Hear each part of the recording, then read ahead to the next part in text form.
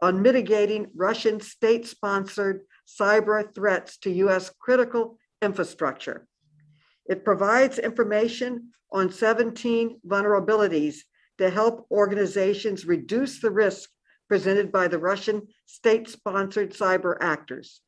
I applaud this action and convene today's hearing to discuss how to reduce these kinds of state-sponsored cybersecurity risks for the federal government, which is so important to our national security. The committee will come to order. Without objection, the chair is authorized to declare a recess of the committee at any time. I now recognize myself for an opening statement. Today, we are discussing the urgent need to improve the federal government's defenses against cyber attacks. Over the past year, we have seen devastating cyber attacks against federal agencies, state and local governments, and businesses. These attacks have caused real-world damage, like stolen intellectual property, hundreds of millions of dollars paid in ransoms, and even shutdowns of critical infrastructure like oil pipelines. Many of these attacks were carried out by America's geopolitical adversaries. Last January, a group of Chinese hackers unleashed a massive cyber attack that ripped through computer networks around the globe through Microsoft software. The attack spread to as many as 60,000 US organizations, including businesses, hospitals, schools, and city governments, and posed a grave risk to federal agencies. According to FBI Director Christopher Wray, economic espionage from China is, quote, the greatest long-term threat to our nation's information and intellectual property and to our economic vitality, end quote. Director Wray has explained that this information theft amounts to, quote, one of the largest transfers of wealth in human history, end quote. Federal agencies are also still reeling from the SolarWinds breach in which Russian actors infiltrated and roamed the networks of at least 9 agencies and 100 private companies for months. And today, we're dealing with the fallout from the Log4j software vulnerability, which the director of CISA, Jen Easterly, described as the most serious vulnerability she's seen in her decades-long career. The mounting attacks by China, Russia, and other bad actors are constantly changing. They are as dynamic as they are diabolical. Today, we will be discussing how the federal government can protect itself against these threats. The Federal Information Security Management Act, commonly known as FISMA, establishes a cybersecurity framework for the federal government. It's the best defense our federal information networks and supply chains have against cyber attacks. But the reality is that it's simply not enough to protect us in its current form. Threats have transformed dramatically since FISMA was last updated in 2014, and in ways that were unimaginable when the law was first written 20 years ago. Now it's no longer enough to guard our networks at their parameters, as was the focus in the past. Today, we must also guard within the parameter, continuously monitoring for the smallest trace of abnormal activity that might signal an intruder. Modernization cannot wait because our adversaries certainly won't, and we're already woefully behind. Congress must reform FISMA and create a cutting-edge, whole-of-government approach to meet the challenge of the constantly evolving cyber frontier. That's why today, Ranking Member Comer and I are releasing a discussion draft to modernize FISMA called the Federal Information Security Modernization Act of 2022. The bill would improve the cybersecurity of federal networks through a risk-based approach that uses the most advanced tools, techniques, and best practices. It would also clarify and streamline the responsibilities of federal entities so that they can respond quickly and decisively to breaches and major cyber incidents. By modernizing the law and focusing it on the most important security outcomes, we can ensure that federal agencies are better equipped to combat the evolving threats they face. Our bill contains key similarities to the companion legislation in the Senate, which was introduced by our counterparts, Chairman Gary Peters and Ranking Member Rob Portman. I applaud their bipartisan leadership on this critical issue. Our committee has a strong bipartisan track record of shining the light on the country's cybersecurity challenges and fighting to improve federal information technology. Last year alone, we held hearings on ransomware attacks, the SolarWinds breach, and the hundreds of open recommendations by the Government Accountability Office to improve cybersecurity in the federal government. Our committee was also instrumental in creating the role of the National Cyber Director, who serves as the President's top advisor on cybersecurity and has a crucial role to play in the FISMA framework. I also want to recognize our Government Operations Subcommittee Chairman, Mr. Connolly, for his crucial work to improve federal IT, including through his 7 years of biannual FITRA hearings. In addition, he has led the charge on HR 21, the FedRAMP Authorization Act, which will enhance security and modernize cloud computing government-wide. That bill passed the House on suspension last year, and Chairman Conley has my full support in encouraging the Senate to pass it so it can reach the President's desk as soon as possible.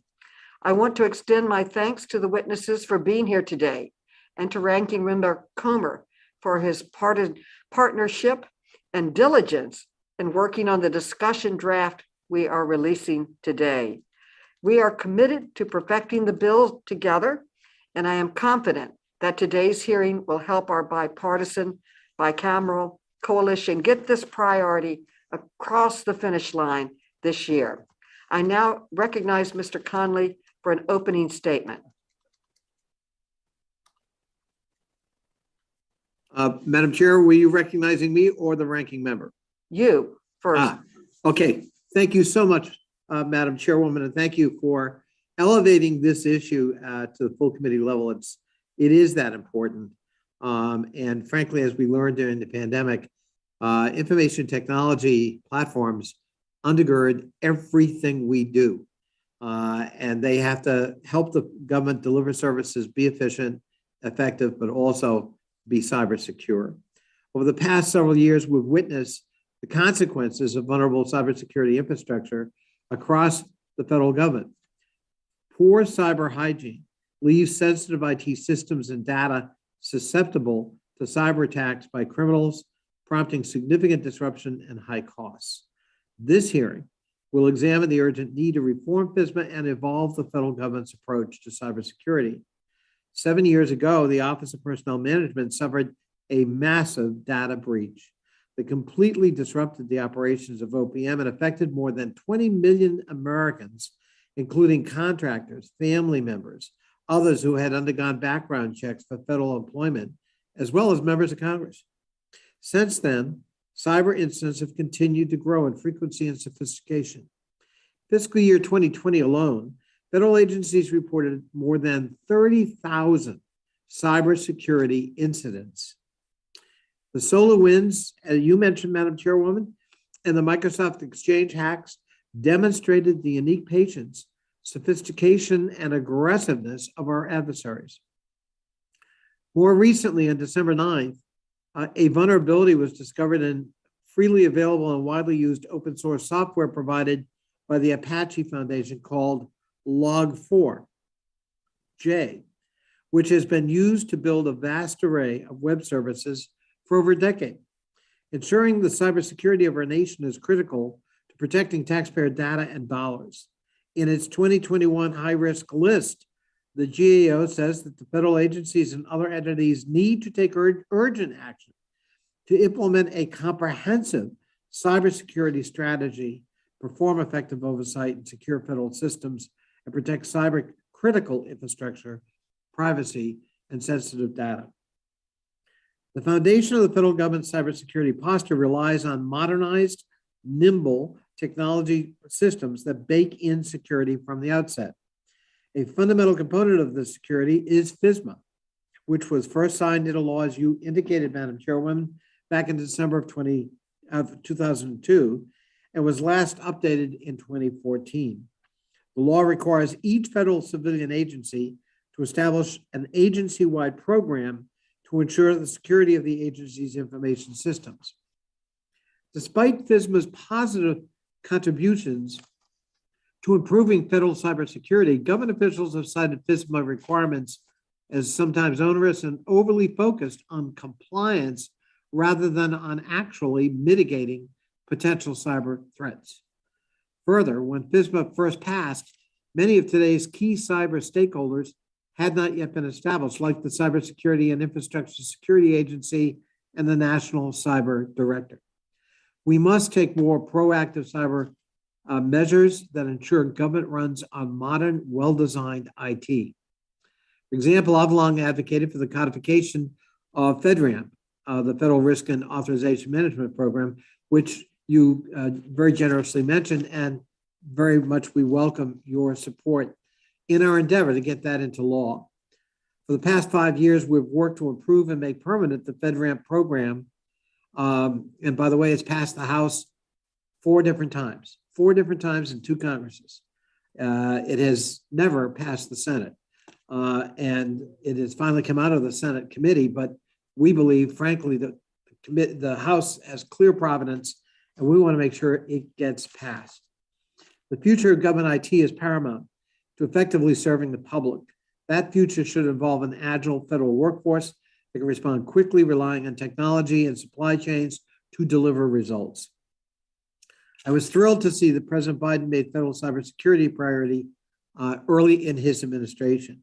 His executive order on improving the nation's cybersecurity ensures agencies are adapting and adopting best practices of secure cloud services, zero trust architecture, and multi-factor authentication and encryption. But today's hearing reminds us more must be done. And Congress has a critical role in ensuring that laws evolve to accommodate and anticipate new realities. I look forward to working with you and the ranking member on the draft legislation, Madam Chairwoman. And I thank you for your leadership in holding today's very critical hearing. I yield back. I thank you for your statement, and I now recognize the distinguished ranking member, Mr. Comer, for his opening statement. Thank you, Chairwoman Maloney, for holding this hearing to examine a central law governing federal cybersecurity, the Federal Information Security Modernization Act. Prior Congresses have not encountered the same array or frequency of cybersecurity threats that we face today. Last year's breach against SolarWinds exposed weaknesses throughout multiple federal agencies and throughout the private sector. Just last month, we learned of a new vulnerability infecting an internet tool called Log4j. Some estimate that this is used in nearly 1/3 of all websites, impacting government agencies and businesses large and small. These incidents highlight why FISMA, a law which assigns cybersecurity roles and responsibilities for the protection of federal information systems, is a critical component in our cyber defense arsenal. Public and private sector entities continue to play whack-a-mole while hackers take advantage of every possible weakness in information systems. A modern update to FISMA will ensure federal agencies, in coordination with the private sector and government contractors, can better protect, disrupt, and deter damaging digital intrusions. The federal government maintains extensive public records which contain sensitive information on all Americans and the private sector businesses and institutions that drive our economy and civil society. Congress and the executive branch must be smart and diligent stewards of this sensitive and valuable information. In examining FISMA, we need to clearly understand the full scope and evolving nature of cybersecurity challenges our government faces before enacting systematic changes. Recently, the Senate and the administration addressed FISMA reform through legislation and executive guidance. These are important steps, ones that the chairwoman and I hope to build upon to ensure reforms not unnecessarily impose restrictive burdens, duplication, or complication. FISMA reform must provide agencies with the authority to effectively address threats with speed and precision, while also freeing time to continuously monitor new and emerging threats as they arise. To get this right, we must understand a core principle of cybersecurity, that it's impossible to have a completely secure system.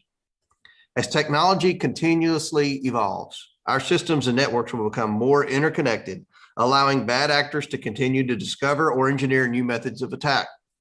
Any reform must enable federal agencies to respond to an incident in real time to mitigate damage, fix the problem, and effectively share critical information about the attack so it does not happen again. Burdensome red tape requirements for coordination and outdated compliance checklists cannot remain significant hurdles when responding to major cyber incidents, nor should Congress be subjected to delayed and disjointed agency briefings following major incidents. That said, we also recognize the cyber expertise and knowledge housed within the executive branch, along with government contractors performing valuable cyber security services. We have listened to these experts. We have accounted for their advice and guidance in drafting House companion legislation. We greatly appreciate OMB's technical assistance and have honored an overarching request to avoid imposition of overly burdensome bureaucratic reporting and compliance controls which hamper agencies from addressing daily cybersecurity challenges. I also want to thank the chairwoman and her staff for working diligently to incorporate this feedback. I encourage our members to support a streamlined legislative product Chairwoman and I are crafting, which adheres to a risk-based cybersecurity model. We are confident our approach gives more flexibility to our federal agencies and private sector partners to address a quickly evolving threat landscape. We are also focused on offering statutory authority, enabling agencies to take proactive steps to harden our nation's cyber defenses. I'm confident that cybersecurity modernization is largely achievable through carefully balanced FISMA reform. I look forward to hearing from our witnesses, each of whom have a unique perspective in working in this cyber arena. Together, I hope our collective efforts in reform will place the federal government on a solid security footing for years to come, improve coordination, and present a united front in deterring and defeating cybersecurity threats. Now I'd like to yield to the distinguished ranking member, Mr. Heiss, who is no doubt an expert in this area. Thank the ranking member. I appreciate that very much. And if I could just, as a point of personal privilege, just give a great shout out and congratulations to the Georgia Bulldogs for a great win last night. It's my honor to represent Athens and the University of Georgia, and we're thrilled with the win that they brought home last night. But with that, listen, I appreciate a hearing to examine the potential updates to FISMA. The federal cybersecurity issue, of course, is an extremely important issue, but I must admit that I am confused, and I'm sure some of my other colleagues also share in some of my confusion as to specifically why the majority has failed to invite administration witnesses to testify concerning their experience operating on cyber front lines. No doubt we have an esteemed group of witnesses who are with us here today, and they have a lot of federal years of experience, but nonetheless, the agency operators currently battling threats from our adversaries are inexplicably absent. And I'm sure it's because, quite frankly, they were not even invited to be a part of today's hearing. But if Congress is to examine the modern cyber threat environment fruitfully, we must hear from the very administration officials who understand why we are falling short in cybersecurity preparedness. It's no secret that our federal cyber apparatus is a massive bureaucracy, and it's grown exponentially since the last revamp of FISMA in 2014. And yet it's no question a reality and a legitimate question to ask, does anyone believe that our nation's cybersecurity has improved at the same pace of the bureaucracy? The answer, of course, is no. Our adversaries, particularly China and Russia, continue to exploit our weaknesses that are born from bureaucratic layers from misaligned roles and responsibilities and the failure to exhibit strength. When our government fails to address cybersecurity weaknesses, what is at stake? What is at risk? Is literally reams of sensitive information that the administrative state has amassed on American citizens. Malicious actors and America's enemies know our cyber gaps and they target them. They do so accordingly. Just this past year, they targeted infrastructure like meat production, our oil pipelines, and ubiquitous software supply chains. And the list goes on and on and on. We are vulnerable. Cyber attacks are no longer merely a product of war games. They are genuine threats to our American livelihoods. They're a threat to our daily digital interactions and the numerous government and private sector services. The Government Operations Subcommittee, understanding this threat, we've worked hard to improve the adoption of modern secure technology in federal agencies through initiatives like FedRAMP and IT Modernization Centers of Excellence. And I believe our efforts to adopt modern cloud technology solutions will similarly help deliver efficient, effective, and secure government services. My hope, sincerely, is that FISMA reform will spur further migration to the cloud, to transition spoken of optimistically in the aftermath of the solar winds for improving the federal government's cybersecurity posture. I'm hopeful that eventually we will actually have discussions with administrative witnesses that will allow us the opportunity to explore ways to further the government's effective utilization of its IT assets by moving away from legacy, insecure technologies, consolidating and optimizing the use of existing data centers, improving agency inventories of their IT systems, and focused defense of critical data assets are all ways that FISMA reform in our upcoming hearing regarding FATARA can contribute to better federal cybersecurity. And I hope we will go down these paths with genuineness in the days, weeks, and months to come. And with that, I yield back. I thank the gentleman yields back, and I thank him very much for his comments, and particularly the ranking member and his staff for working in such a positive way to confront what is a national security threat to our country. Earlier, we had several months back in October, a hearing with the government cybersecurity experts. We had the director of cybersecurity newly appointed, a representative from CISA, the FBI. We also consulted with representatives of the Biden administration and the government professionals, and on the drafting of this bill. They were deeply involved in all of it. We can have another hearing on it. This particular hearing focuses on the private sector, which is an important part of our country. We need to hear what their challenges are and what they are doing. We have already heard from government. We can have them in and hear again, or we can have just a panel or a committee discussion. But we've already consulted them, and they were consulted deeply and effectively, and many times we were partners in drafting this legislation along with the senators that were involved. I would now like to introduce our witnesses. Our first witness today is Ms. Jennifer Franks, who is the Director of Information Technology and Cybersecurity at the Government Accountability Office. Then we will hear from Mr. Grant Schneider, who is a Senior Director of Cybersecurity Services at Venable. He previously served as the Federal Chief Information Security Officer at OMB and as the Senior Director for Cybersecurity Policy at the National Security Council. Next, we will hear from Mr. Ross Noderf, who is the Executive Director of the Alliance for Digital Innovation. Next, we will hear from Ms. Renee Wynn, who is the CEO of RP Wynn Consulting.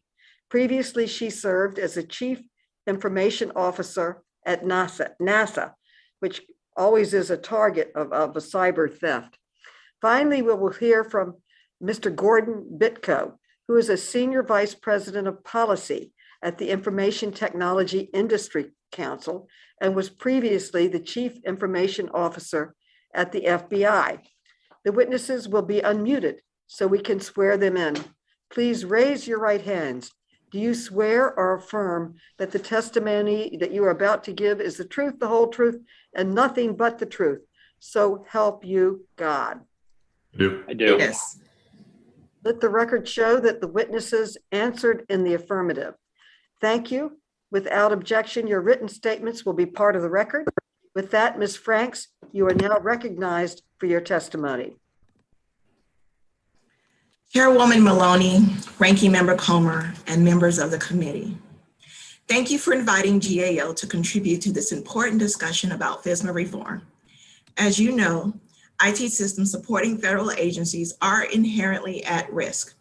The protection of these systems is vital to public confidence, safety, and national security. Without proper safeguards, computer systems are increasingly vulnerable to attack.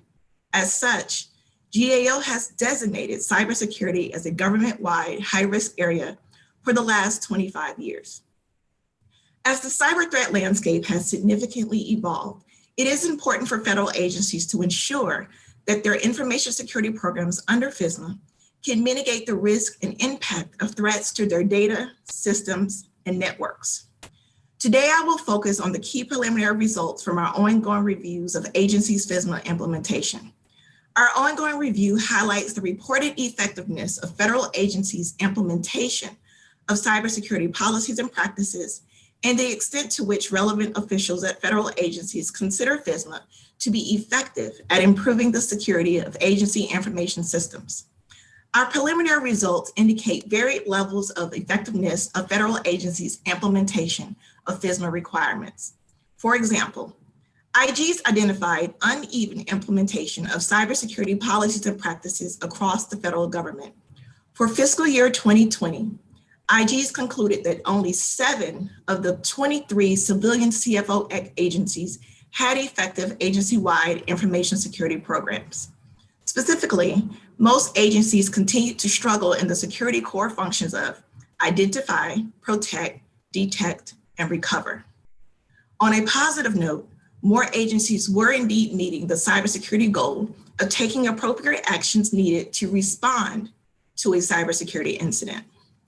In responding to our questionnaire and interviews regarding the effectiveness and usefulness of FISMA, cybersecurity officials at the 24 CFO agencies highlighted the benefits of FISMA, identified impediments to implementing FISMA requirements, and made suggestions to improve FISMA and the annual reporting process. In regards to the benefits of how FISMA helped improve their agency security posture, agency officials identified standardized security program requirements, justifiable cybersecurity requests to management, established agency metrics to track performance of the security program, and established responsibilities and authorities related to the cybersecurity program, among others. In terms of the impediments, agency officials identified a number of barriers to their agency's implementation of FISMA. The most cited were a lack of resources, that annual reviews focus more on compliance with the law than on the effectiveness of cybersecurity programs, and that there was insufficient time to implement new requirements and or remediate findings identified in the annual FISMA reviews before the next review season begins. With respect to the suggestions, most agencies did not identify legislative changes to FISMA, nor the need for additional authorities. Specifically, 7 agencies made suggestions on reducing the frequency of the FISMA IG reviews. Other suggestions were related to the consistency of IG evaluations, IG reviews focusing more on risk as opposed to compliance, and the advancing of data automation. In summary, the risks to IT systems supporting the federal government are increasing, and the tactics and techniques of cyber criminals are constantly evolving around the globe. Further, high-profile events such as the SolarWinds and Microsoft Exchange server incidents demonstrate the need for further attention and improvements to agency cybersecurity capabilities. This means that federal agencies need to continue to build stronger cybersecurity programs through more effective FISMA implementation, which could better protect against increasing cyber threats. This concludes my remarks, and I look forward to answering any questions you may have. Thank you. Thank you. Mr. Schneider, you are now recognized for your testimony. Thank you very much. Chairwoman Maloney, Ranking Member Comer, members of the committee and your staff, thank you for the privilege to appear before you today. I've spent my entire 30-year career focused on our nation's security. This includes over 20 years at the Defense Intelligence Agency, 7 of which as the Chief Information Officer. I then spent 6 years within the Executive Office of the President, involved with all aspects of federal and critical infrastructure cybersecurity.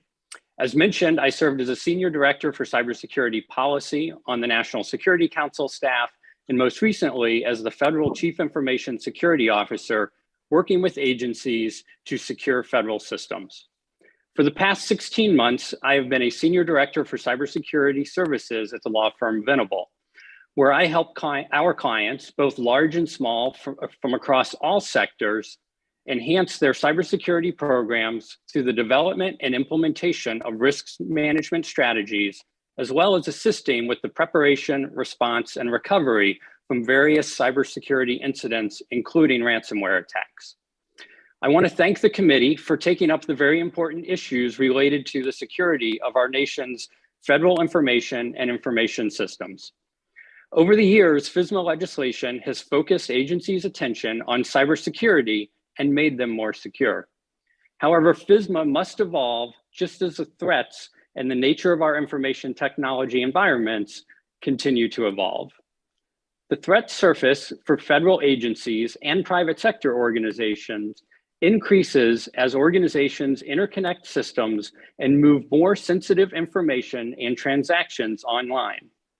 This started well before the global pandemic and has only accelerated over the past 2 years. To be clear, these digital enhancements increase productivity, increase convenience, and increase access to services. At the same time, malicious cyber actors have increased their capabilities and demonstrated a willingness to exploit any system to achieve their objectives, whether they be monetary gain, espionage, or some form of activism. Most recently, public and private sector organizations have been responding to the exploitation of the Log4j vulnerability. Over the past year, organizations have responded to the attack on SolarWinds, the Microsoft Exchange server incident, and countless ransomware attacks, including the one involving the Colonial Pipeline. These are but a few of the many incidents highlighting the importance of cybersecurity for both public and private institutions. FISMA is focused on directing federal agencies to develop and implement risk management programs to secure federal information and information systems. As you consider updates to this keystone piece of legislation, I encourage you to address 5 key areas. First, clarify federal cybersecurity roles and responsibilities. Since the last update to FISMA, Congress has established the Cybersecurity and Infrastructure Security Agency, as well as the National Cyber Director. These are important additions to the federal cybersecurity ecosystem. However, they also require clarification of the roles and responsibilities with respect to federal cybersecurity. I recommend Congress clarify the roles and responsibilities at a high level and then direct the president to clarify them in more detail. Second, codify the role of the Federal Chief Information Security Officer as a presidentially appointed position within the Office of Management and Budget, and with appropriate budget and oversight authorities, including approval of CISA's budget and approval of agency cybersecurity budgets. Third, as part of risk management programs, require agencies to have greater situational awareness of their technology environments. This includes inventories of hardware and software, supply chain assessments of those inventories, understanding the actions being performed within their environment, and fully inspecting network sessions to identify and mitigate techniques used to compromise systems. 4, hold and be accountable to maintaining the definition of a major incident to ensure that the right level of information is being reported to Congress. And 5, require greater alignment of core cybersecurity requirements based on the National Institute of Standards and Technology guidance for both national security systems and non-national security systems. Thank you again for the opportunity to speak with you today, and I look forward to your questions. Thank you very much. Ms. Nguyen, you are now recognized for your testimony. Oh, no. It should be Mr. Nodorf. You are now recognized for your testimony. Mr. Nodorf. Thank you, Chairwoman Maloney, Ranking Member Comer, and the members of the committee for holding this hearing on FISMA reform.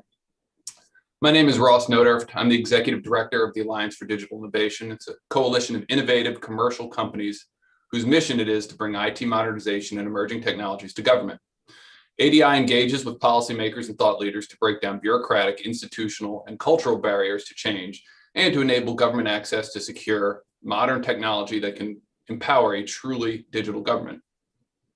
ADI focuses on 4 key areas in our advocacy efforts. 1, accelerating technology modernization in government.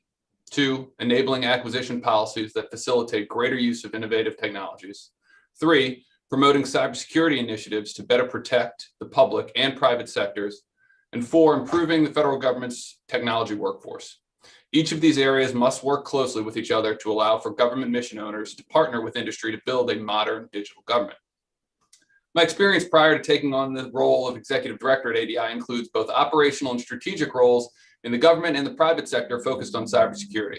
More specifically to today's discussion, I led the Office of Management and Budget's cybersecurity team, reporting to the federal CISO and CIO. During my time, my team was responsible for drafting the annual FISMA report to Congress, developing and reporting the FISMA metrics, writing and implementing government-wide cybersecurity policies, aggregating and producing the annual cybersecurity budget, and managing the team that conducted oversight of the federal civilian agencies' cybersecurity programs. Since leaving government, I've worked closely with many companies to build, expand, and institutionalize their own cybersecurity programs and to develop an approach to cybersecurity risk management that effectively uses resources to buy down and manage enterprise risk. Since joining ADI, I've worked closely with some of the leading technology, cybersecurity, and professional services providers to the public sector. The technologies and services delivered by ADI member companies underpin the federal government's modernization efforts and provide the backbone for many agencies' zero trust architectures and cybersecurity plans. Given the roles that many of our member companies play in the federal cybersecurity and technology ecosystem, ADI appreciates the committee's focus on this important topic. With the spate of cybersecurity incidents and vulnerabilities over the last several years, the need for continued oversight and support from Congress is necessary to combat the constantly evolving threats facing the federal departments and agencies. The proposed FISMA legislation that was recently approved in the committee and the Senate contains several important changes, but could be more comprehensive in its handling of cybersecurity as a holistic public sector priority. As Congress considers an update to FISMA, ADI encourages this committee and others in the House and Senate to also look to update other key laws dealing with government information technology policy, acquisition, and governance.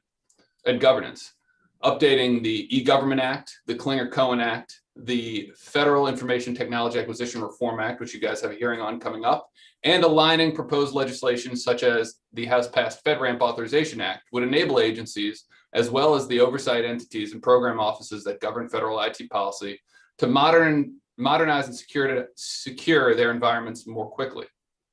On the topic of FISMA reform, ADI believes there are several important areas that warrant attention from the members of this committee. These include the need to update and align cybersecurity roles and responsibilities. So changes to FISMA should reflect the new roles and authorities of the National Cyber Director, as well as the responsibilities of the Federal CISO at OMB and the Director of the Cybersecurity and Infrastructure Security Agency. Another area that warrants the committee's attention is the need to address incident response, breach notification, and vulnerability management.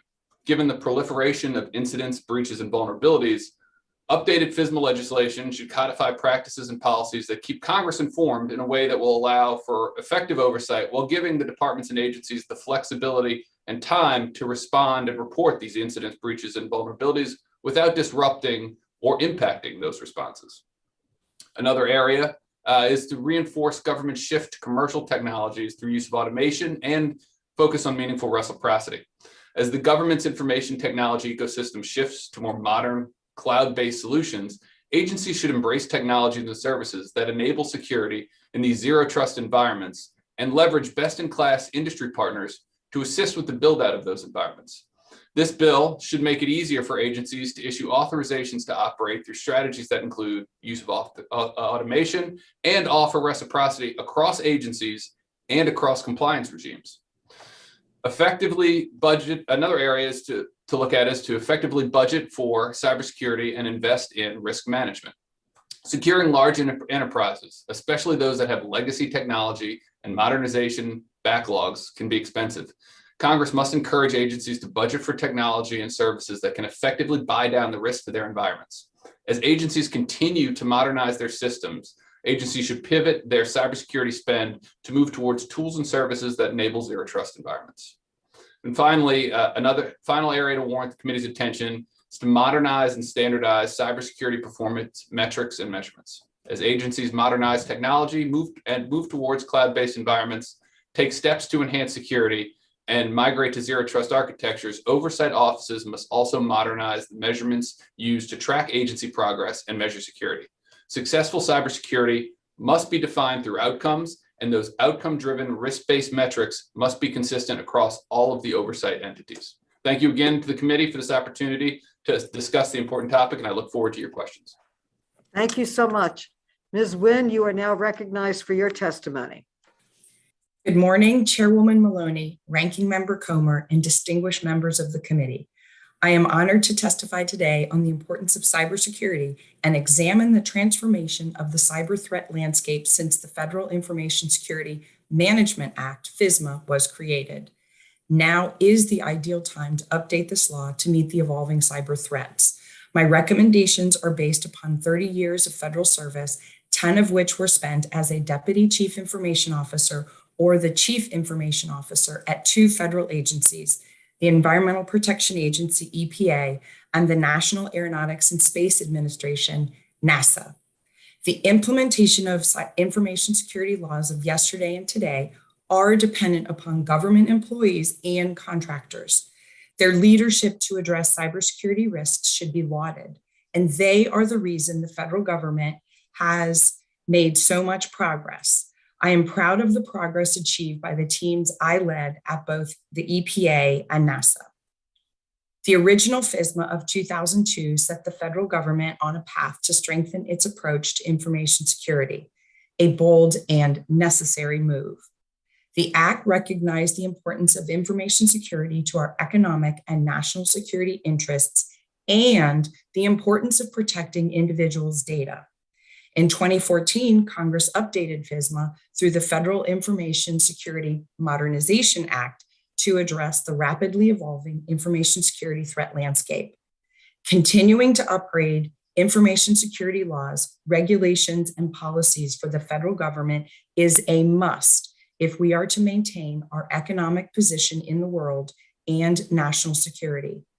As a refresh is contemplated, I urge you to continue a risk-based approach that emphasizes all types of technology, information technology or IT, operational technology or OT, and the fastest growing segment, Internet of Things, IoT. All of these elements of technology are used by the federal government to improve mission effectiveness, efficiencies, and the customer experience. There are several FISMA areas ripe for refresh. Some areas for your consideration: cyber aspects of supply chain risk management, the interconnectivity of government operations, and the IoT. The federal government must assess the potential risks posed through IT and OT and IoT supply chain prior to purchasing and deploying on federal networks.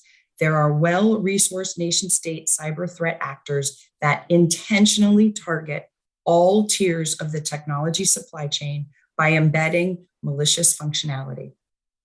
The federal government relies upon networks and devices that are interconnected between departments and agencies. There are only a few service centers for processing federal payments. Thus, every department and agency is connected. These points of connection, if not properly upgraded, managed, and monitored, create greater cyber risk, including the easy transmission of malicious code. Also, the data while in transit are at risk of compromise if poor cybersecurity practices are employed. Technological advances have provided opportunities for government operations to be more effective and efficient. These advances increase complexity and risk, including cybersecurity risk. For example, the growth of telehealth and the Internet of Things medical devices, such as heart and glucose monitors. This growth, especially during the pandemic, has allowed medical services to be delivered during a trying time, but they add risk. The next iteration of FISMA must mandate the federal government buy, use, and manage secure IoT. The adoption of technology has provided and will continue to provide opportunities to better serve the public. This adds cyber risk. Congress must continue to ensure the nation's laws keep pace with these advances. Finally, and in addition to legislative changes, Congress must continue to hold the heads of departments and agencies accountable for addressing cybersecurity risk.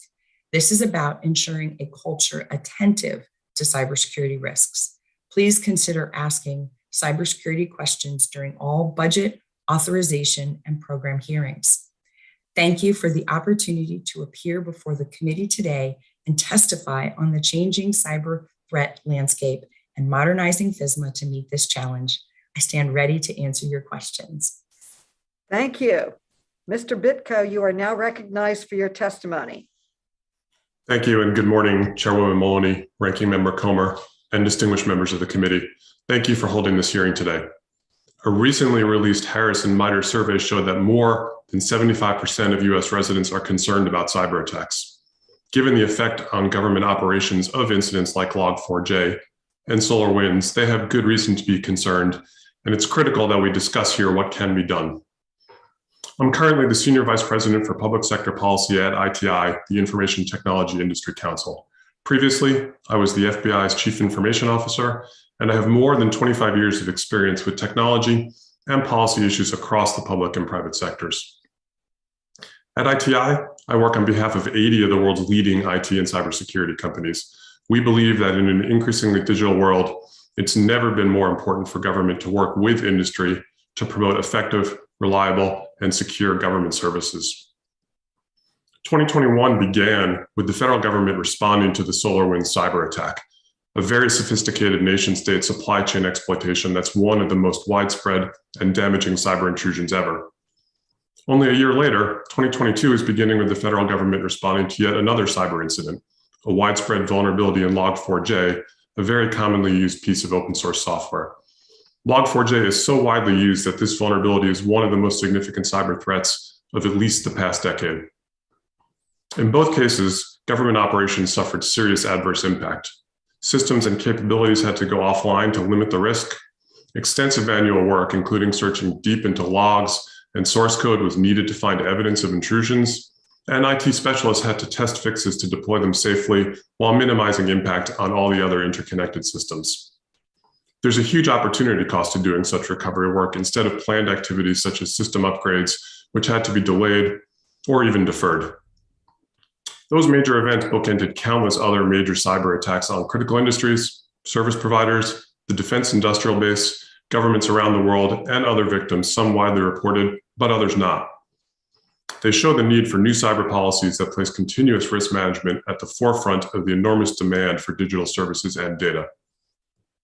Today, many federal agencies struggle with cybersecurity stemming from three FISMA issues that prevent effective risk management decision-making. First, the law is overly focused on process and compliance rather than on outcomes. FISMA requires careful implementation of processes like inventories of systems, the use of approved security measures, and annual cybersecurity program reports, but it doesn't look at the real-time effectiveness of those processes, and therefore it doesn't promote real risk management. Second, FISMA creates duplication of effort across agencies. Today, each agency is individually obliged to develop its own information security programs with little incentive for leveraging shared services, sharing information, or accepting security assessments or best practices from other agencies. This can lead to considerable redundancies as agency security officials are frequently unable or simply unwilling to use the good work already done elsewhere in the government. And third, a lack of comprehensive real-time information. Too much cybersecurity information collection comes from manual processes, annual updates, and according to agency unique definitions. As a result, it's nearly impossible to obtain a clear, timely view of the state of information security across the whole of the federal enterprise.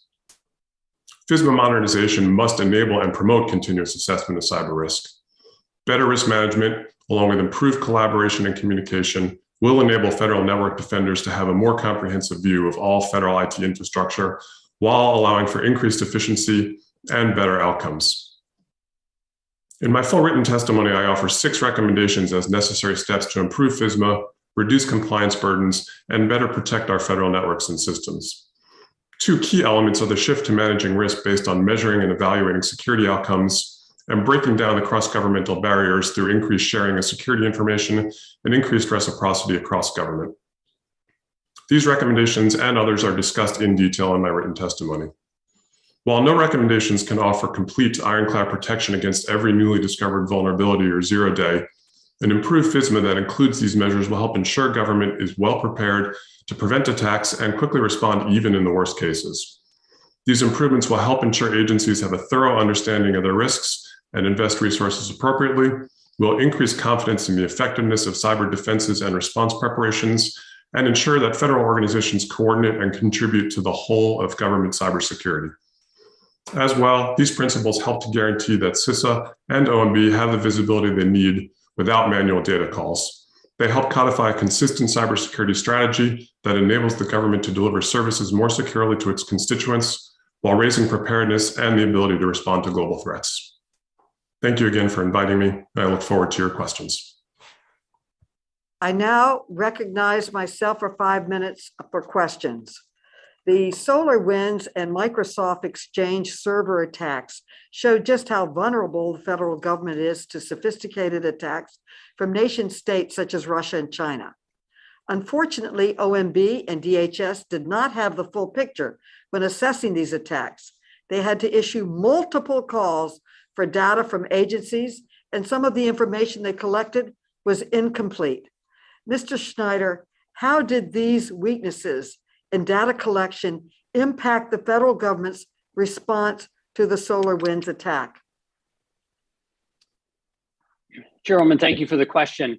I think, and from my perspective, and I wasn't in the government at the time when the government was responding to those, but I think in general, the lack of having and agencies having accurate situational awareness of their environments slows down any response activity. And so when OMB and CISA need to issue a data call and agencies need to go hunt for and search for the information just to understand where their vulnerabilities may lie and where their potential exposure is to a particular incident, such as SolarWinds or the Exchange server incident, they're already behind the 8 ball. And so it just slows down any activity that they have to actually be able to respond and recover appropriately to such an incident. And Mr. Schneider, what are the biggest problems with the current version of FISMA that was exposed by the SolarWinds attack? So I think, and Gordon mentioned the overly focused on compliance and on process. And I think a lot of compliance activities are necessary, but not sufficient for cybersecurity. They can be helpful. However, I really do think and agree with Gordon that if we have a FISMA, as we look at the updates that is more focused on agencies' risk management programs and their ability to protect wherever possible. But I think more and more we have to be in a position of presuming that a compromise either exists or is going to happen, be able to quickly detect those compromises and incidents and be able to respond and recover to them, swiftly and adequately is going to be an approach that will be more successful for federal security. Well, one of the weaknesses to me was the fact that once they got in, they could roam through 9 different agencies. Seems to me we'd want to ward off certain agencies from allowing them to roam, and went massively through the private sector. Is there any way we could sort of block off or protect that information? You don't have to answer now. Maybe we can talk about it later. But that seemed to me outrageous that they could gain so much information from one breach they were able to get throughout America in so many areas gathering information. The Yes, discussion, yes, Mr. Grant. I mean, quickly, there are techniques to kind of minimize lateral movement once someone gets in while you're trying to deal with it. And we can certainly work with your staff on some ideas around those. I'd like to hear them. The discussion draft that Ranking Member Comer and I released today would enhance information sharing on cyber attacks. This bill would also promote another important tool called endpoint detection and response. This tool uses data from every endpoint in an organization's network to automatically detect and block threats. Mr. Nodorf, is it possible that endpoint threat detection would have made a difference if it had been adequately in place during the SolarWinds attack? And how would it protect against future attacks? Yes, ma'am. Thank you for the question. So absolutely, endpoint detection and response capabilities can identify supply chain attacks and certain other attacks, depending on the configuration settings. If EDR works, if you have an understanding of the endpoints and have it deployed across your environment in a way that allows you to track ongoing behavior. I think that EDR deployed across the government, to your question, would have been helpful against the SolarWinds attack, and it's very important. That said, it has to be part of a larger solution set that fits into the broader zero trust architecture, which your bill also does. And I think it's important not to lose sight of that. EDR is one aspect. We also need strong identity solutions. We need best in breed networking solutions. We need to have encryption across all of our network. That combined with EDR would create a robust environment that really could help prevent future attacks that are similar to, or even threats that we don't even know about right now. Thank you. China has been trying to steal American intellectual property and trade secrets and health secrets for many years to support its own economy.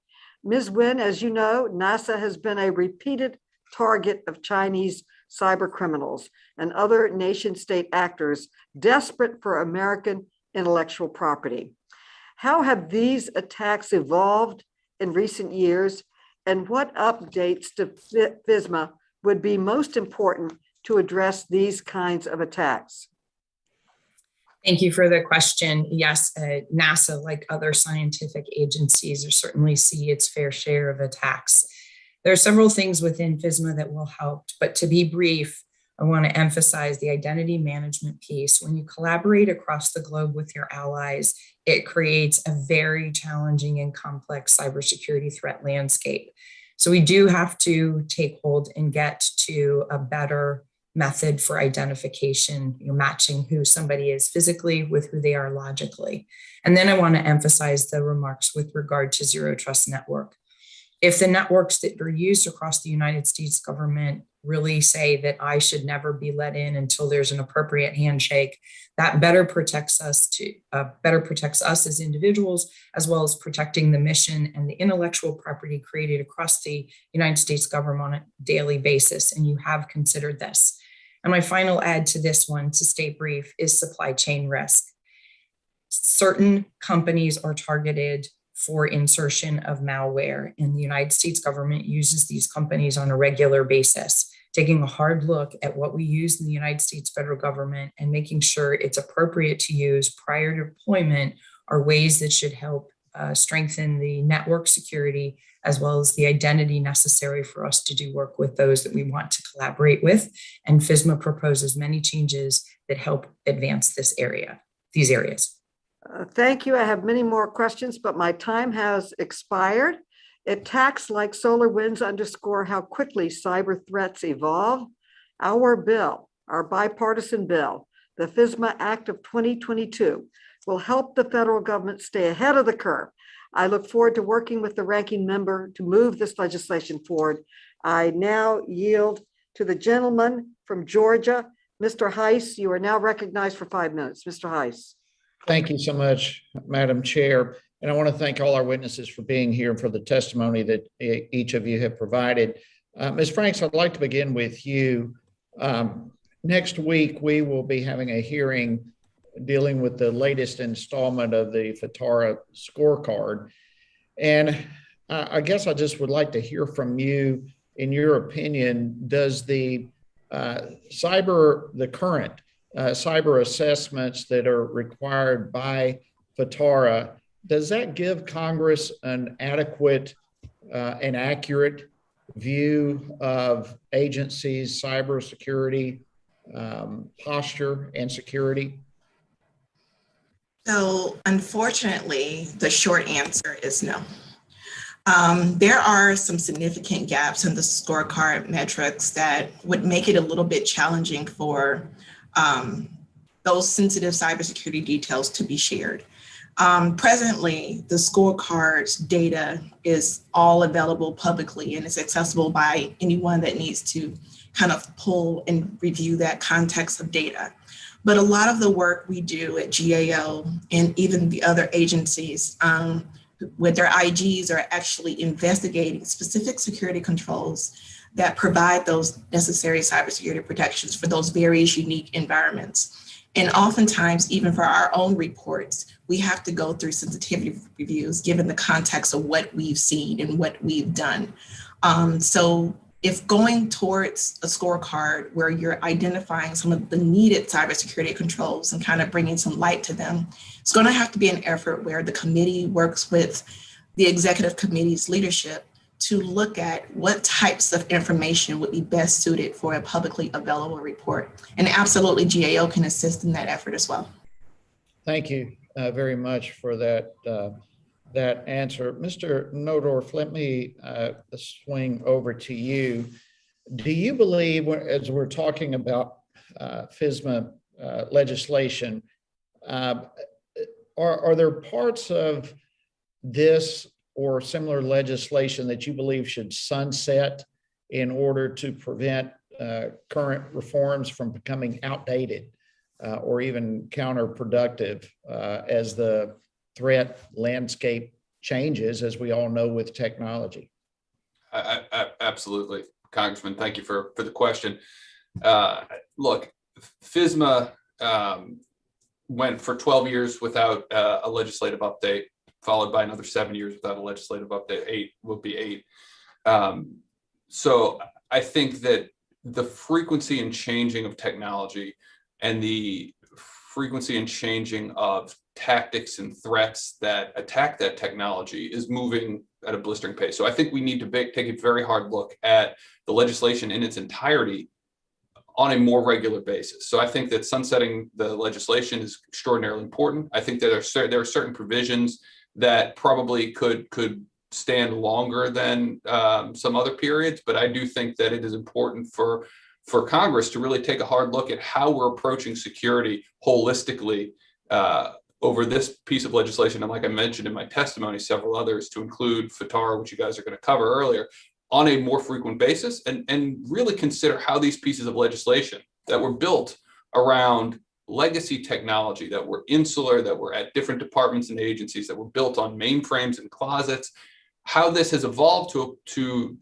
and look at the laws that are governing these new systems, these cloud-based environments, and figure out how the laws interact with each other. So yes, I think some of these provisions absolutely sunset. And I think that this is an opportunity for you guys to really consider how to drive good, secure policy for the next 5 years. Well said, and I agree with you. Let me ask you just one more question, and I'll yield back. In your experience, are there any government procurement or contracting rules that potentially could hinder the strengthening of our cybersecurity that needs to be addressed in the FISMA legislation? So again, I appreciate that question as well. I think that there are, I think when you look at procurement policy, it's not so much the procurement legislation as it is the compliance that underpins the procurements. And Gordon covered it earlier. I think we'll hear about it some more, but I really think it's imperative that we take a hard look at what the compliance is for the security parameters that we've defined. So we've set the standards. We've said that agencies, you need to make sure that your vendors that you're bringing in are meeting the standards. But what we see sometimes, and whether it's because the workforce is stretched too thin or people don't understand the systems, there is an overemphasis on compliance as opposed to doing the hard work to say, okay, here's my risk. Here are the security that meets my risk, and therefore I can bring in more technology faster. Well, just for example, you mentioned a moment ago the cloud.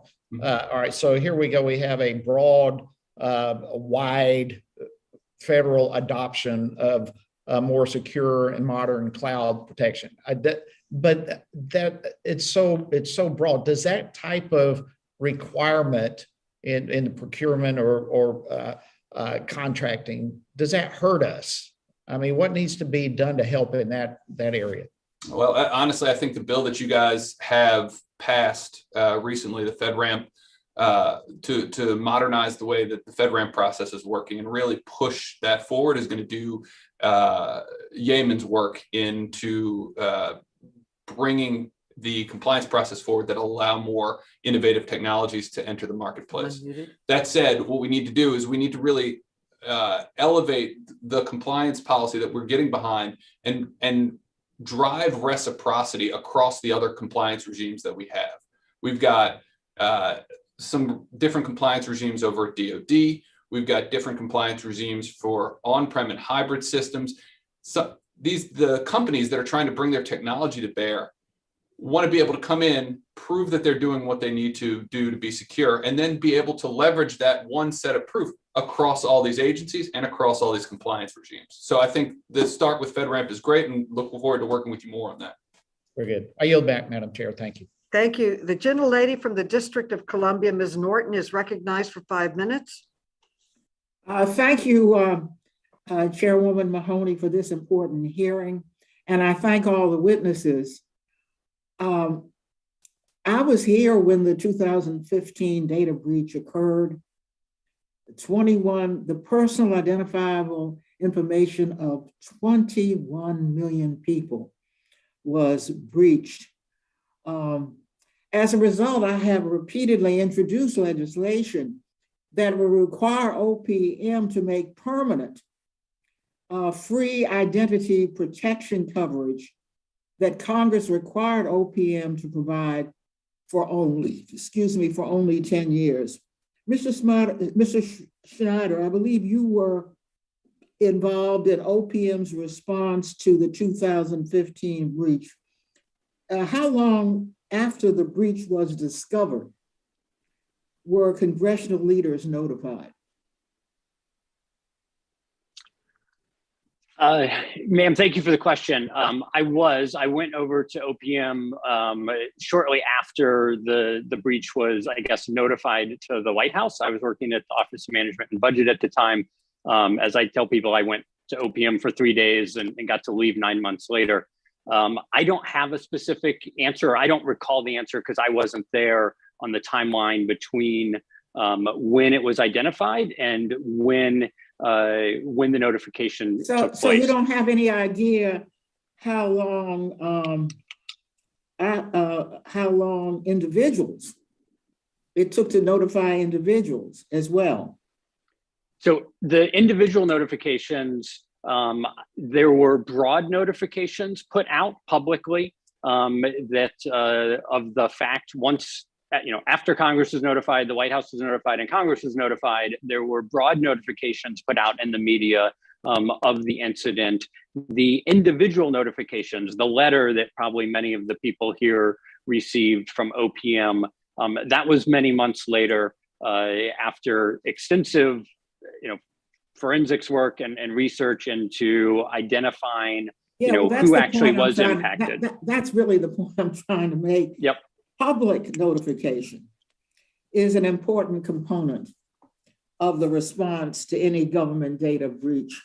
That was why I asked that question. Now, Mr. Schneider, the Chairwoman Maloney, the legislation she and the ranking member have introduced would clarify requirements for notification of both the public and appropriate government entities. So how would the requirement in the chairwoman's draft bill improve public trust? That's my interest. Public trust that they will be notified in a timely manner in the event of another data breach.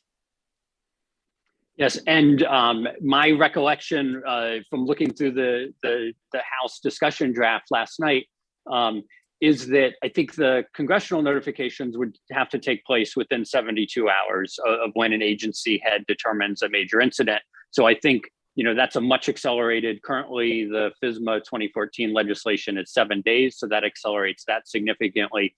It also puts in, and I believe it was a 45-day timeline to begin the individual notifications in the event that an agency head determines that notifications of breach is necessary to individuals. And so I think from a public confidence standpoint, certainly as a citizen being on the receiving end of that, that is a much more aggressive and timeline, and I think that will increase public confidence and the notification. Obviously, your confidence is low anytime you learn that your data has been breached, but understanding how that's being handled and how it's being dealt with can help to reestablish some of the credibility with the public during those times. Well, several months went by before cyber attacks were able to went by before they were detected. The cyber attacks were detected, presumably increasing the amount of data they were able to access. Mr. Nguyen, how would you characterize the ability of agency chief information officers to perform ongoing monitoring of cyber threats today? In my assessment and experience, those agencies that either embrace the continuing diagnostic and mitigation program or had already deployed tools on their network to answer two important and basic questions with regard to network management. Who is on your network and what is on your network? And when the chief information officers, in partnership with the heads of agencies and the chief information security officers, took very seriously the responsibility of monitoring, you see the ability to respond decrease, which is the right thing that you want to do.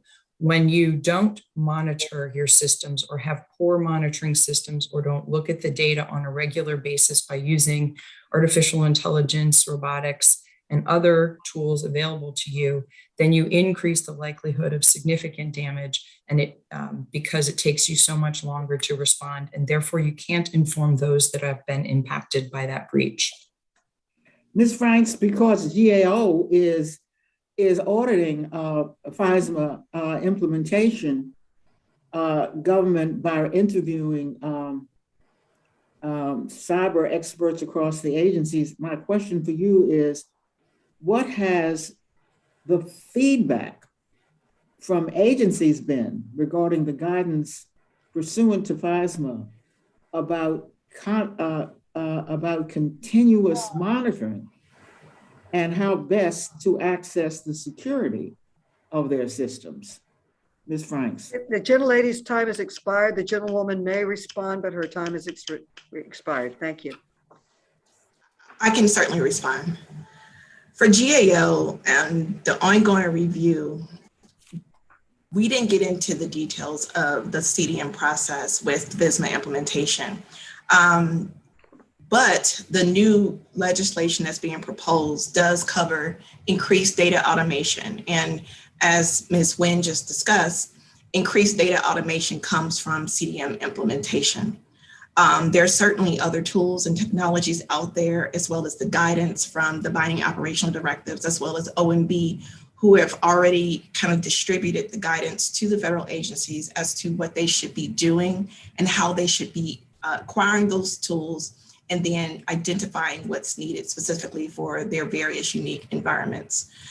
We did do a CDM tailored review. That report came out August of 2020. And in that review, we did a case study of 3 agencies. And all of the agencies had acquired the necessary tools for continuous monitoring services in their environment. Where they lack was in the implementation. And this FISMA reform effort will cover all of those lack of compliance, lack of assessments that were needed to be complete to make that CDM process whole. Thank you. You're welcome. All right, the gentleman from Wisconsin, Mr. Grossman, is recognized for 5 minutes. Thank you, and thank you for having this hearing. I got a couple of questions for Mr. Nadrov. Okay, the first one, what do you think the current status of the federal government's software supply chain? How does the current status of the federal government software supply chain place agencies at risk? Thank you for the question, Congressman. I think that we have, it's across federal departments and agencies as well as most IT ecosystems, is we are at the stages where we don't have a robust software development lifecycle process fully implemented across federal departments and agencies. And I think that as NIST is developing those requirements, the government needs to do a better job of recognizing where and how they need to implement those software development lifecycle processes to govern their supply chain risks more broadly. If you wanted to grade us between an A to an F, how would you grade us right now? I think it depends on the agency, Congressman, to be perfectly honest with you. I think some agencies that I have interacted with are doing a very, very good job of it. And some agencies right now are at their infancy stage. Okay, to what do you attribute the difference? It's resourcing is one. I think maturity in thinking, frankly, I think what you tend to find, or what I tended to find in my previous role, is that some of the agencies whose missions are core and foundational around security tend to have a more forward-leaning security mindset, whereas others who are less focused on that tend to not. Now, that's not a conclusive statement. There may be some agencies that have moved forward, but I would say that in general, it's some of it's core to certain agencies' DNA, and then other ones that have more resources tend to do a better job. Okay, how have agencies successfully implemented FISMA lines of authority in responding to cybersecurity threats? I'm sorry, Congressman, I couldn't catch that. Can you say that one more time? How, in your opinion, have agencies successfully implemented FISMA lines of authority in responding to cybersecurity threats? I think so. Agencies have, I would say, over the past 5 to 7 years, we have seen agencies move their FISMA slowly away from some of the compliance-based efforts and started to invest in more risk-based approaches to security. I would say that a lot of that has to do with investments in cloud technology and investments in some of these zero trust technologies that have really helped drive some of the modernization efforts that help them comply with the FISMA risk-based outcomes that they're looking for. Okay, I'll give you one more question. I think maybe all we have time for. Some companies offer services that provide a unified view of an organization's devices and digital infrastructure, and thus a clearer picture of potential areas of risks and vulnerabilities. Why is it that there remains broad ignorance on the full scope of vulnerabilities posed by disparate systems and hardware used within many organizations when widely adopted private sector management tools are available to offer such insights? Yeah, and Congressman, I think that's a great question, and I think your point is well taken.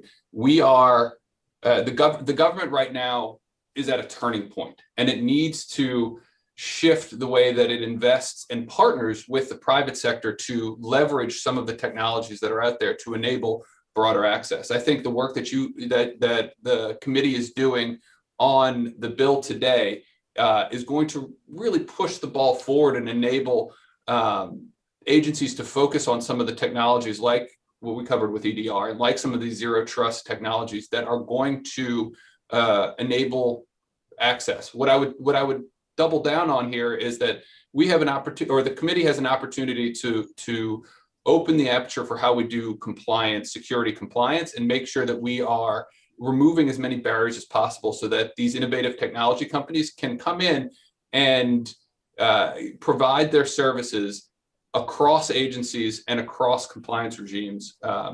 Check once, do many type approach. Thank you very much. Thank you.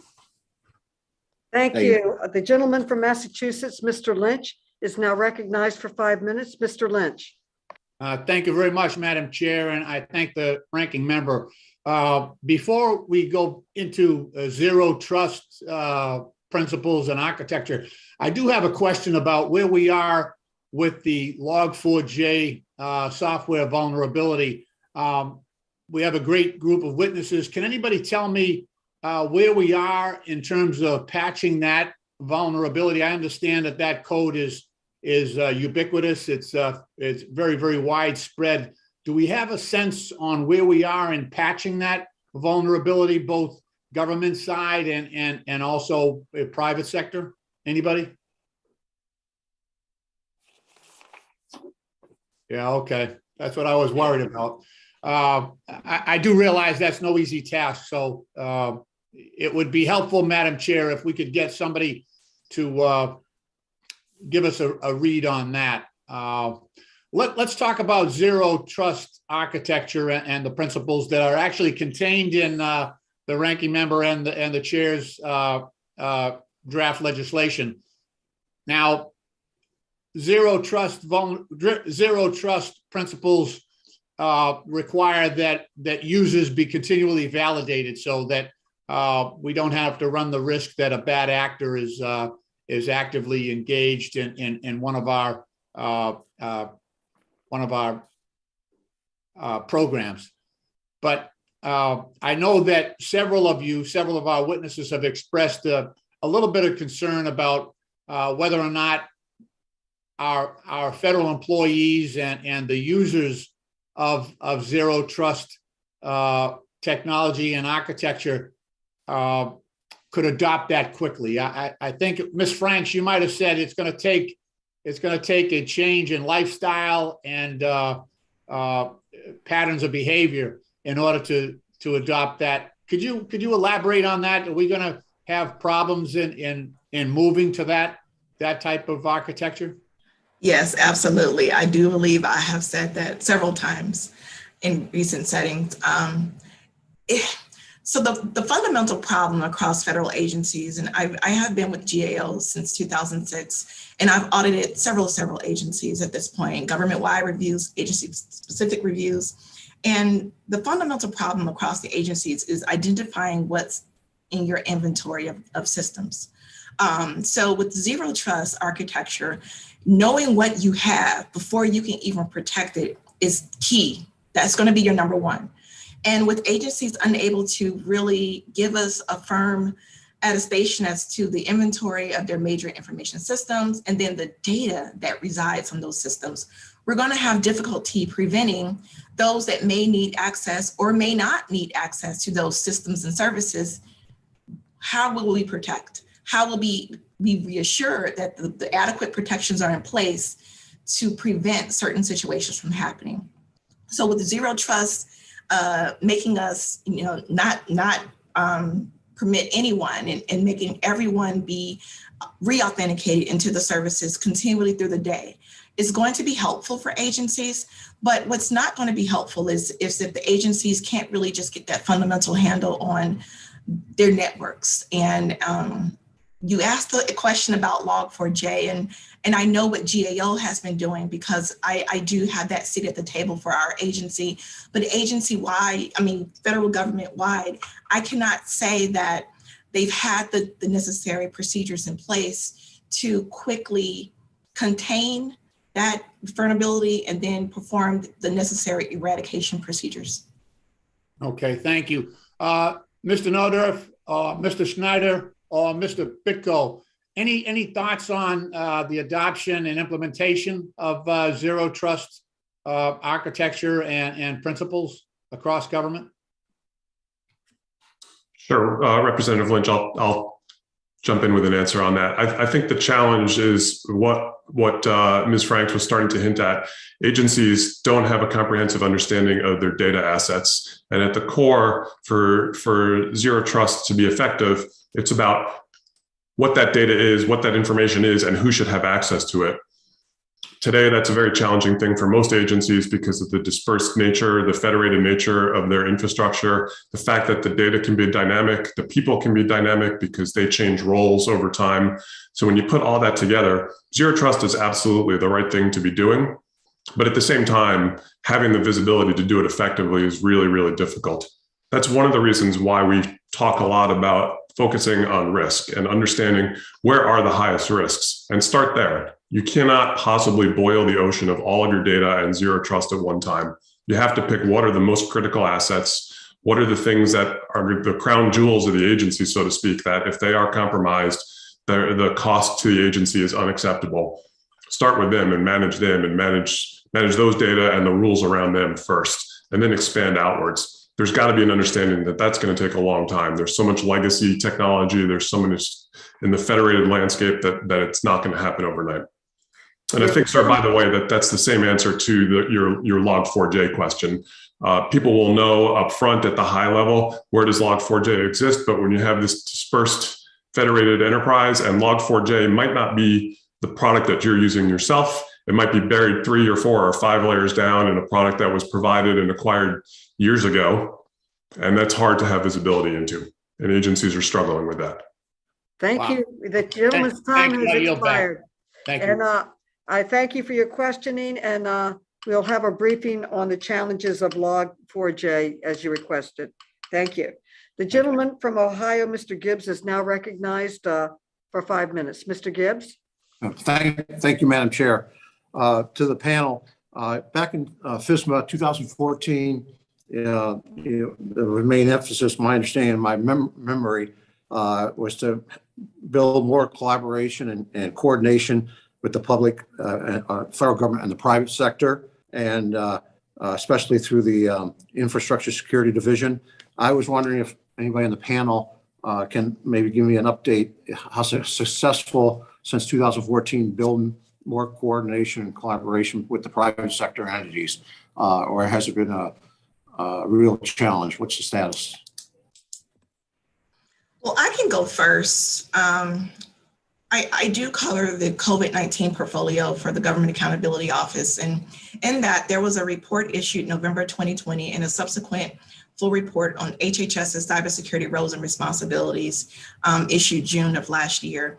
And in both of those reports, we highlight the coordination and collaboration that the department was performing across its public health sector, as well as all of their component agencies. Given the uptick of cyber-related vulnerabilities that were impacting the healthcare organizations due to the coronavirus pandemic, they had to lean on the coordination and collaboration, starting at the CIOs and then to the CISOs. They definitely leveraged all of the communication that was supplemented by CISA and the FBI and the like, but they communicated with the states and local departments as much as they needed to make sure that all entities that were impacted on the federal level that could perhaps be impacted on those state, local levels, as well as some of those private industries. You know, there's patient research institutions and pharmacies and the like. So they were always collaborating and still to this day doing so.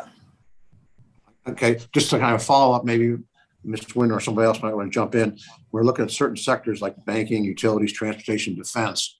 Has that status with the private sector improved, or is there challenges there? Is there challenges because they're afraid of liability issues, or, you know, can you expound on that? Maybe Ms. Wynn might be a good one on that. Yes, thank you for that. I think it is domain specific in terms of whether you experience some challenges and where the trust lies between the private sector and the public sector in terms of collaboration. We're seeing certainly in the space domain where I was last served is they definitely collaborate across international space agencies and with some of the main contractors that focus on space and specifically in low Earth orbit. But there's always more that can be done in this area because the threats change, the entry points change, And so a concerted effort to collaborate across critical infrastructure or whatever domain that you happen to work in is absolutely critical in order to secure for national security purposes. Do you think we can do this on a voluntary approach, or should legislation that mandates more collaboration with the private sector? I would suggest a framework from a legislative perspective, and then that would be at the high level, and then how some of that effort is done and where the recommendations flow. I think I would leave it up to the teams that are established in order to put the information in the right hands. But the framework and requiring collaboration is definitely a piece to the cybersecurity mindset. Okay, thank you. Mr. Bitko, why is it we're seeing so many vulnerabilities in widely used software produced and developed by large private sector companies?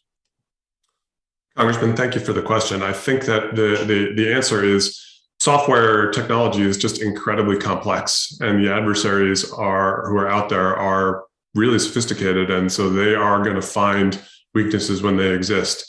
It highlights the importance of us collaborating together. And I'm going to tie this back to your last question. I think that there is a lot of room still to increase trust between government and industry to ensure that that information is flowing in a timely manner. Today, a lot of the time, and it's understandable, there are investigative or intelligence priorities which limit the ability of information to be shared back. But that sometimes is what reduces the trust that we have on the industry side now, because what we get back from the government is sometimes a day late and a dollar short. And so it's important to share that information, to have vulnerability discussions, to have that all going in a regular and continuous and ongoing basis. And we've improved. The JCDC with CISA, for example, is a good step forward, but there's still more work to be done there. It sounds like to build trust to make sure that the private sector can trust the federal government. Maybe it needs some incentives and that gives them some protections for trying to do the good thing. You know, obviously, if there's bad actors, we have to go after them. But if they're trying to do the right thing, it doesn't go quite right. You know, maybe that's have some protections. Would you agree? Yeah, absolutely. Okay, thank you. Time has expired, but you may answer more questions yet. Okay, it's over. All right, let's now go to Mr. Cooper. Mr. Cooper, you're now recognized. Mr. Cooper. Thank you, Madam Chair and Ranking Member. I'm glad that we're considering bipartisan legislation today, but I'm still deeply worried. If I were the average person sitting back home watching this hearing, I think I would doubt that any of our nation state adversaries were shaking in their boots, especially now that they've franchised a lot of their activities to the criminal gangs that are even doing things like conducting ransomware attacks on small businesses, across America. So I think the first question in a hearing like this really should be, what's Congress's role, if we have a role at all in this? It's already been cited by one of the witnesses that we took 12 years one time to update the legislation. It took 7 years another time. That sounds to me like too little too late. We can't always be playing catch up. So is there a way that Congress could delegate or step aside or get this done faster? Because I'm worried we will always be late and slow.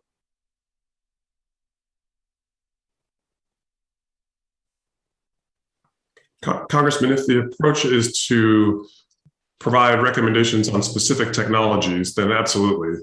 That's setting up everybody up for failing, to be too late and to be too slow. The pace that technology moves at just does not allow for legislation to keep up with that. But I think if you have a risk framework and you have clear authorities within the government about who is responsible for saying this is the highest risk or highest risks, and these are the things that we need to hold agencies accountable to do, you can have the right balance of centralized control and prescription with flexibility that you need for each agency to deal with its own risks, to understand that its landscape is different, that the threats it faces might be varied. So I think you need to strive to find the right balance there, not have legislation that is super prescriptive, but allows the right framework to have that flexibility within agencies to provide particular technology solutions. Thank you. My second question is even more aggravating. Isn't this all just a vendor gold mine? Companies sell us software that turns out to be easily hackable. We get hacked. And then they sell us more software that's also easily hackable. And people know out there that the federal government is one of the biggest, dumbest customers in the world. We also have the slowest reaction time. So that makes the breaking and entry even more violative, even more dangerous for us. And yet we're not asking vendors for warranties or closer collaboration. It's just, as I say, it ends up being a gold mine for the companies. How am I wrong? So, Congressman, I think I would say that, certainly the vast majority of the companies and the ones that I work with are seeking to produce tools and capabilities that are resilient and are defendable and don't have vulnerabilities. As Gordon mentioned earlier, technology is immensely complex, and technology is written by humans and ends up having failures. And you're certainly right.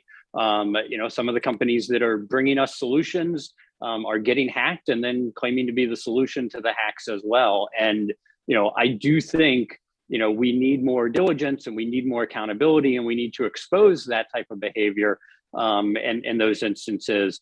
But at the same time, I don't know what another solution would be. We are dependent on commercial industries to bring us these capabilities. I would also say that it's not unique to government, right? Government is buying commercial capabilities, are the same ones being employed in industry, and industry is facing a lot of the same challenges. I only have a minute left. Government is well known to have a slower reaction time. And remember, in many other areas of commerce, the products come with warranties and guarantees. Final question. There's some major utilities in the United States who have a day without cyber. That's even a day without cell phones, a day without smartphones, so that they can guarantee to their customers that they know how to run a business in the event of a major catastrophic hack. Is that too catastrophic of planning techniques? Is that too much red teaming or preparing for the worst? How can we guarantee our folks back home that they're going to be safe from electricity outages and cold weather or communications outages if companies don't even know how to run, in the event of a major hack? Congressman, companies and the government need to be prepared for all scenarios. The core of the cybersecurity framework, which I think has come up already a couple of times, has in it, how do you respond when an incident happens and how do you recover? Agencies and companies, if they're not taking that seriously, and that means senior management in the companies or the agencies actually exercising that and being prepared, then they're being delinquent. They need to understand that that's a risk that they face, just like if you're a utility and you're faced with a natural disaster and that takes your capability offline. You need to have a response plan for that, the same way you need to have a response plan for a major cyber attack. And we should expect the same of government agencies. That's just the world that we live in, as Grant noted. And it's been said by cyber experts, the only way to be secure is to take your computer, unplug it, disconnect it, turn it off, and bury it underground, and then maybe it'll be safe, right? But that's not what Americans expect as the services that they're going to get from government. So I don't think that that's a viable solution. We've got to find ways to work together. Gentleman's time has expired. The gentleman from Texas, Mr. Sessions, is now recognized for 5 minutes. Madam Chairwoman, thank you very much. And by the way, this is a very successful hearing, and I want to thank you and Mr. Comer, and in particular, both staffs for the preparation. I would like to focus on two things. Number one, we received in our packet what's called GAO at 100 highlights. And it says, preliminary results show that agencies' implementation of FISMA requirements was inconsistent. And this tends to show, at least preliminarily, that consistently 2017, 2018, 2019, and 2020, about 6 or 7 agencies had effective rating scores, and the others were called some 17 or 18 not effective. We're now talking about us updating, highlighting, and revising things that we have since learned in law. And yet it is taking agencies a long time. What keeps them from effectively becoming effective under this rating system by GAO. Mr. Bitko, I'll go with you. Congressman, thank you for the question. I think that there's a few things that are inherent challenges to agencies' ability to be effective when it comes to FSMA scoring. They do not appropriately prioritize it at senior most levels in the agency sometimes to ensure that the right resources are focused on the right activities. And it's got to really start there. So that's number one. But then I would say that they face a lot of the challenges that we've talked about during the course of this hearing. The lack of reciprocity means work needing to be redone from agency to agency, and that's not the most effective solution. The focus on purely the compliance and the implementation of the upfront activities rather than looking at the outcomes in themselves. I think that all of those, when you take them together, mean that agencies just are not focused on the right things when it comes to successful cybersecurity a lot of the time, unfortunately. Very interesting. And that goes back to your comments about compliance rather than outcomes or processes, that the management of the organizations find a way to kick the ball down the road, perhaps. Perhaps it is difficult, perhaps it's money, perhaps it's lack of a management intent. I would like to now shift to the other half of my time, and Chairwoman, thank you very much. We have not talked about prosecution levels and the ability, and sir, you represented the Federal Bureau of Investigation for a number of years, and I know it's essentially an internal processing that you did, but I've not heard the word really FBI or Secret Service today from the perspective of their deterrence to actually go and prosecute. Do any of you have an opinion, while it may not be your main source, an opinion about what we need to do proactively to have a strong law enforcement perspective of prosecution? You're talking, Congressman, about cyber threats and criminal investigations of cyber actors? Yes, sir. I'm talking about once you have figured out that you had an intrusion and you then go to law enforcement and share that information. I've not heard the word Secret Service today. I've not really heard the word Homeland Security, but how are we doing at then passing this to law enforcement and expecting them to do something about these bad actors? Well, I think that there's been steps taken. It's clear that I'll speak a little bit to what I know from the FBI Department of Justice perspective.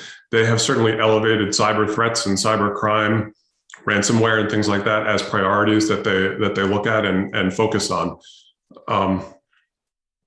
It takes a lot of work and a lot of resources for sometimes difficult returns because the bad actors are not in a territory where we can actually arrest them a lot of the time, right?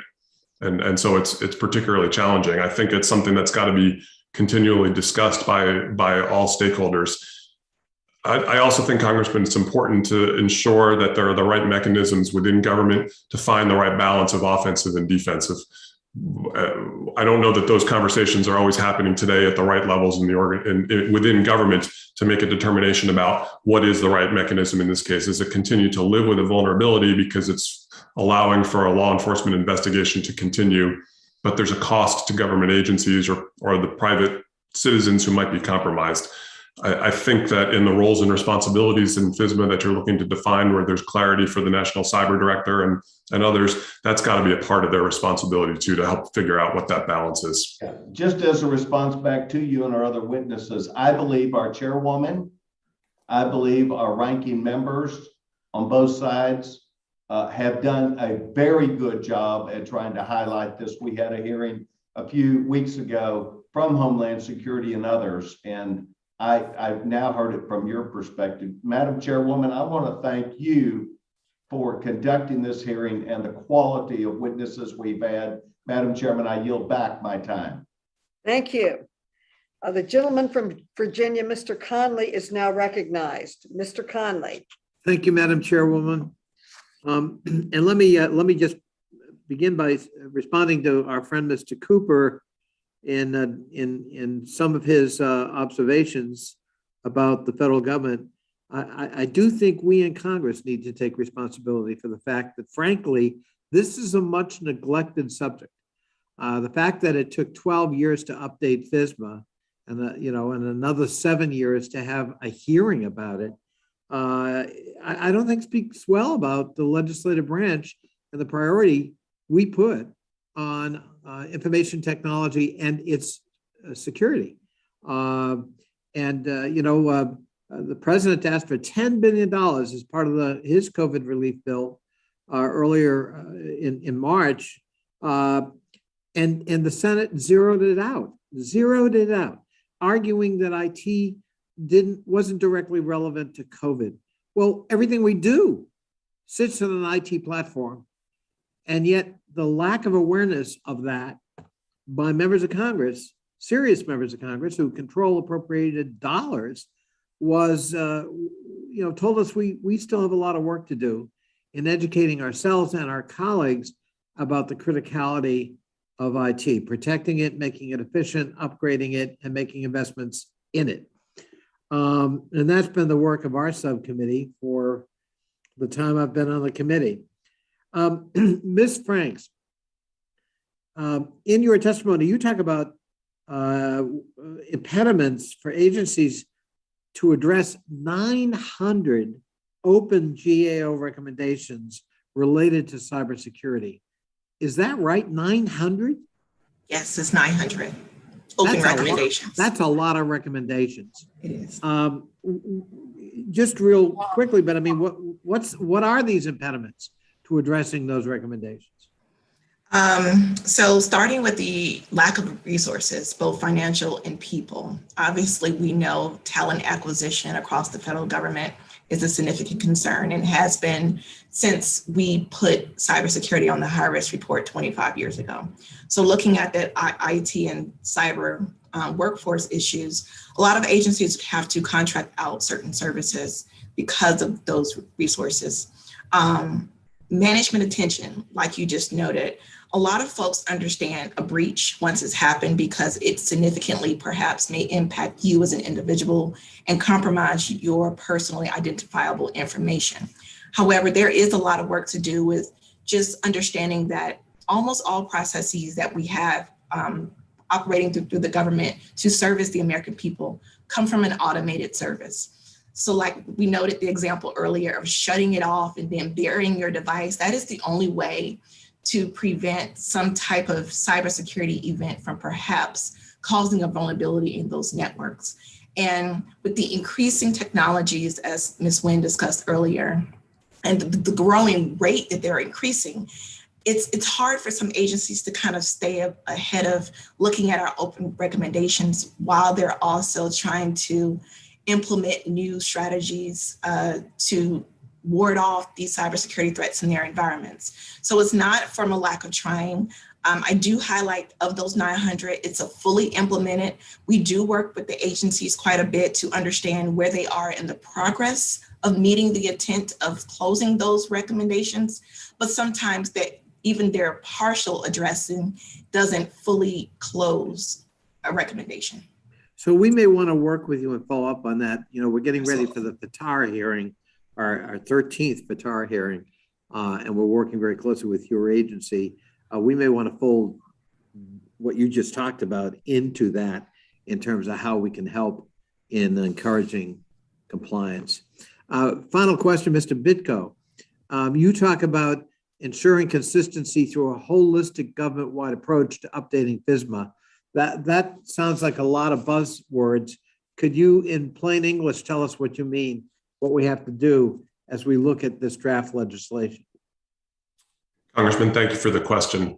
A few things I think are important to bear in mind. One, when I say that, is consistency in definitions. We have in FSMA, and it's been discussed here a little bit already, incident reporting and what the government's responsibilities are, what their responsibilities are internally to report to you and to report to private citizens. Separately, Congress is considering incident reporting legislation. So that's an example where it's important to have, I think, consistency in the language and the terms and the definitions as much as possible. Every time we don't, it creates additional work, additional overhead, additional things that get in the way of people being able to be effective and efficient. I'll translate that to in the specifics of FISMA and security approvals. A company sells a product to one agency. They go through the full ATO process, the authority to operate. They get all the security controls that they've got in place approved. And that's great. And they can use it in that agency. It does not always directly translate to another agency being able to just take all of that good work that's been done and say, we can apply that in our environment. Frequently, what happens is they go through the same exercise all over again themselves. They find all the same issues, they come up with all the same solutions, but they've just spent a lot of time and energy being inefficient instead of leveraging the work that's already been done. The gentleman's time has expired. Thank you so much. The gentleman from Florida, Mr. Franklin, is now recognized for 5 minutes. Thank you, Madam Chairwoman. My first question is for Mr. Nodorf. In the wake of the disclosure of the Log4j vulnerability, the director of CISA cited it as another reason for agencies to gather and utilize software bills of materials, SBOMs, which was a new term for me, as part of their cybersecurity programs. Do you recommend we codify in law the requirement for agencies to collect these software bills of materials from their vendors for critical assets? Thank you for the question, Congressman. I appreciate it. I think that there's a lot of work right now going on in the administration in the wake of the cybersecurity executive order that talks about what exactly is in an SBOM. So I think when the committee discusses what it would look like to codify SBOM language, it's important to consider the availability of SBOMs, what the extent of them looks like, how those SBOMs are going to be utilized, what the definition of what's incorporated inside those SBOMs looks like. So to answer your question, I think that it is the committee would have to give, if they were going to codify it, they would have to give the flexibility to apply the use of SBOMs in targeted manners that make sense for the risk-based environment. And I know that's a nuanced answer, but you may not need an SBOM for every piece of software everywhere across all of the environments if they're not really risky assets. So I think we need to be very conscious, the committee should be very conscious about how, if they were consider codifying, how that would be applicable in the federal environment. We don't want to overburden the industry providers that are building this backbone for the departments and agencies. Great, appreciate that. Ms. Nguyen, speaking of, and you talked about supply chain risk management and the burden on our vendors, this had me thinking there are already a number of provisions that are codified there in law that require the vendors to use trusted sources in their components. Unfortunately, though, we know that many times vendors are accepting attestations of compliance from their subcontractors instead of doing the asset security training themselves to verify. How do you recommend that we enforce the existing provisions? Are those necessary? Are they stringent enough? Are they over stringent on these vendors supplying assets to the federal agencies? Thank you for the question. I personally believe that you need to take very strong action with regard to supply chain risk and cybersecurity. This is, we have seen in the classified world, actual efforts to target various aspects of software by well-resourced nation states, and then they go after the software that the United States government and other government agencies use. And so if we take a strong stance and enforce against this and go further than attestation or accept attestation, and when your attestation is proven to be false, then maybe that's where you need to place some of your enforcement. Another thing, and then I'll give you your time back, is we also see that businesses may not always be very responsible in terms of the software that they hand back to the United States government and how to use it. And so we need to be able to ensure and set the stage that if you're going to provide services and software to the United States government, we need you to give us the best that you've got possible. And you've got to be responsible for the cyber threats that could come through that software. And what sort of teeth should we put in that, in your view? Well, having been penalized as an individual through my schooling quite a bit, I preferred the lighter method first, right? Let's have the discussion with the principal to talk about the behaviors that were not acceptable in terms of that. And then a few times there needed to be some elevation both to parents and then only got to detention, fortunately not suspension. And I do believe that the elevation and layering the amount of enforcement matters first, because sometimes people really do just make a mistake. Humans do make mistakes, and so maybe making it on a tiered level so that the repeat offenders are actually called out a lot more harshly. Great, thank you. In the little time we have left, Mr. Schneider, I'm encouraged by that the bill has strong language around zero trust, but concerned that securing the federal agencies isn't enough considering our reliance on the outside industrial base. What recommendations would you have for extending zero trust and other requirements beyond to the broader industrial base? And I realize I give you 10 seconds left to answer that, so that may be unfair. Yeah, I mean, I'll try to be brief. It's going to be really important to flow down, the key cybersecurity requirements to vendors and contractors that are providing capabilities in. We're very dependent on DoD, the defense industrial base, but industry writ large, and we need industry to be providing and protecting their tools and then delivering us tools that are secure and resilient. So I think there's a lot of work that we need to do, and it's going to have to be a collaboration with industry. Great. Thank you, Madam Chair. I yield back. Gentleman yields back. The gentleman from Illinois, Mr. Krishnamurthy, is recognized. Hey, thank you so much, Chairwoman Maloney, and thanks for a great hearing. I find this subject to be incredibly fascinating, but so frustrating because it seems like we're constantly on the defense in this particular space. Mr. Schneider, I read an article in the New York Times talking about how in the last 18 months of the Obama administration, security researchers and intelligence officials observed a notable drop in Chinese hacking. That's during the last 18 months of the Obama administration. I wanted to ask you, why did that happen?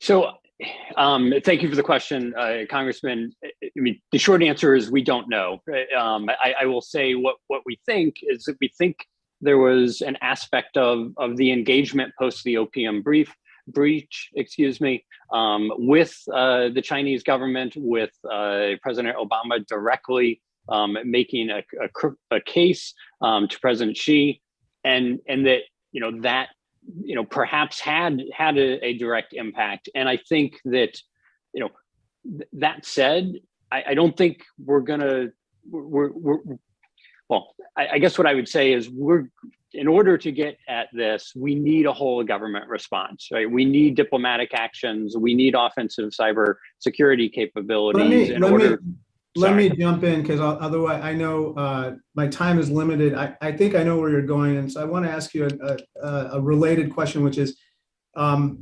the law, when you are attacked, there's a concept of self-defense. And most jurisdictions allow for self-defense measures. In cyber crime or in a cyber attack situation, is there a similar concept of cyber self-defense where, let's say, a private company was attacked? Is it allowed to take any offensive measures to defend itself and to exact a price on the attacker in the name of self-defense? So today, organizations are not able to do that. And I personally don't believe that we want commercial entities doing, it's often referred to as hackback, right? Attacking hackers. I think that there need to be consequences. Can I jump in?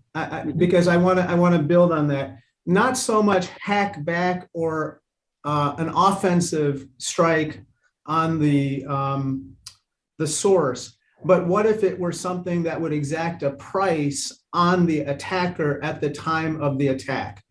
In other words, is there any deterrent whatsoever for a Chinese criminal gang hacker who is attacking a US entity or agency that would prevent them from doing it continuously and without any stoppage? And I think those deterrents are going to need to come diplomatically and come from the Department of Justice, perhaps in sanctions. But I think they're going to have to be government-led deterrents and responses as opposed to individual company-led responses. Okay, I guess it just sounds pretty weak to me at this point, given the merciless attacks from these criminal gangs. Secretary Blinken said that the Chinese Ministry of State Security has fostered an ecosystem of criminal contract hackers to go after our companies and our agencies at this point, both for state-sponsored activities and for private gain. Is there a concept or an idea or a vision for us to employ a set of legal, contract bounty hunters on our side to defend our agencies against these criminal gangs from China, Russia, or elsewhere? How do we employ individuals or the best minds on our side, just the way that they are, in going after us, in defending us as well? And I think the current structures allow for the people with those authorities in the intelligence community and the Department of Defense to bring in outside support and help and assist them. But I personally think they need to do that under the authorities that exist, as opposed to any sort of like a vigilante. I understand, but it's or not bounty working. system. It's just not working right now. Last question: is there another government that does it better than the United States government in defending its cybersecurity assets? The gentleman's time has expired, but you may answer the question, please. So I don't know about specifics. I certainly think smaller governments and smaller organizations have an advantage. We have a advantage to our nation of size and scope, but it's a bit of a disadvantage when it comes to cyber defense. Thank you. The gentleman from Kansas, Mr. LaTurner, is recognized for 5 minutes. Thank you, Madam Chairwoman. And welcome to all of the panelists today. I appreciate you being here, and Happy New Year. My first question is for Mr. Nodurft. The SolarWinds attack exposed a lot of confusion among different government agencies on how to organize information and who was responsible. Do you agree that assigning the National Cyber Director as the primary executive branch official under FISMA to coordinate and report major federal cyber incidents to Congress would effectively streamline the flow of information? Thank you, Congressman, very much for the question. I think that the legislation you're considering right now has an opportunity to ensure that what you're speaking about, which is aligning and streamlining reporting of requirements and reporting to Congress, is enacted appropriately. I think right now we have several different leaders within the federal government space who are monitoring incident response, monitoring breach response, monitoring vulnerability response. And I think that this is an opportunity for the members of this committee to really direct the federal government on ensuring that flow occurs. So the National Cyber Director is just standing up, and I'm encouraged and bullish that is going to be a great addition to the ecosystem to allow you guys to allow the members of the committee to have the oversight and interaction that the committee is looking for. Thank you. Let's stick with you. What's the most effective way to update FISMA metrics and reporting to ensure necessary agency administrative compliance burdens don't overtake the mission immediate security workflow? Thank you again for that question. So I want to talk about two separate parts of that. First, I think updating the metrics is going to be very important given the migration to more modern ecosystems, whether it's cloud-based, zero trust architectures. So I think right now, directing OMB to make sure that we are focusing less on how many controls and piece parts are in place and more on, are we actually stopping and preventing outcomes, is a key part of updating FISMA metrics. For the second part, I want to discuss the your question around how are we streamlining compliance requirements. And I think that it said this in my testimony, I've heard Gordon talk about it as well.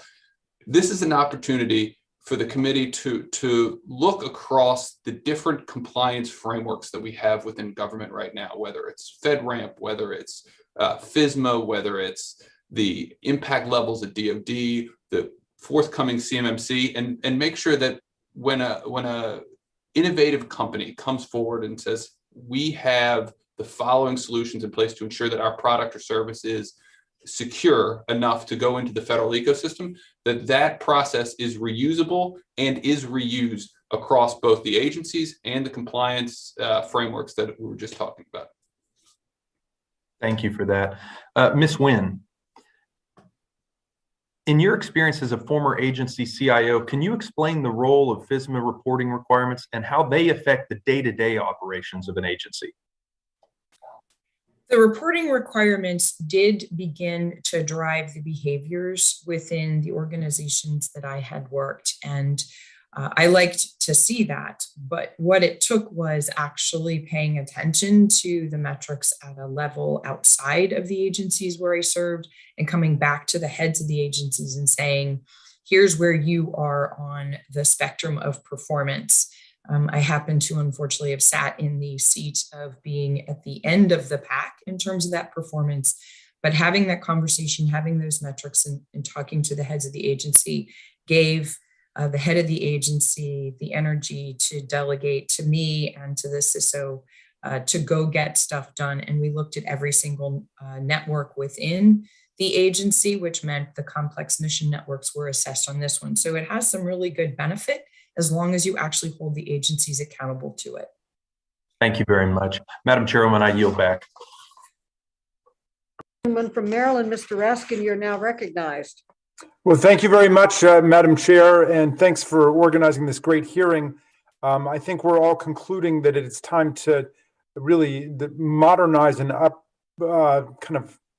uproot and improve our federal cybersecurity policies to meet the challenges of the cyber threats that are out there. During our investigation into the SolarWinds cyber attack, we found several differences in how agencies viewed their responsibilities under FISMA, particularly whether a cyber attack counted as a, quote, major incident. Some agencies like Commerce reported the SolarWinds breach as a major incident, but other agencies like HHS did not. Under current law, OMB is the one responsible for defining major incident, and federal agencies determine if an incident they've identified counts as one. Mr. Schneider and Mr. Nodorf, I understand that both of you worked on furnishing the definition of major incident while at OMB. Can you describe the process of crafting the definition and what kinds of challenges you faced in creating a definition that would be both comprehensive and flexible and that reflects the evolving nature of cyber attacks? Mr. Schneider. Yeah, no, happy to. Thank you for the question, Congressman.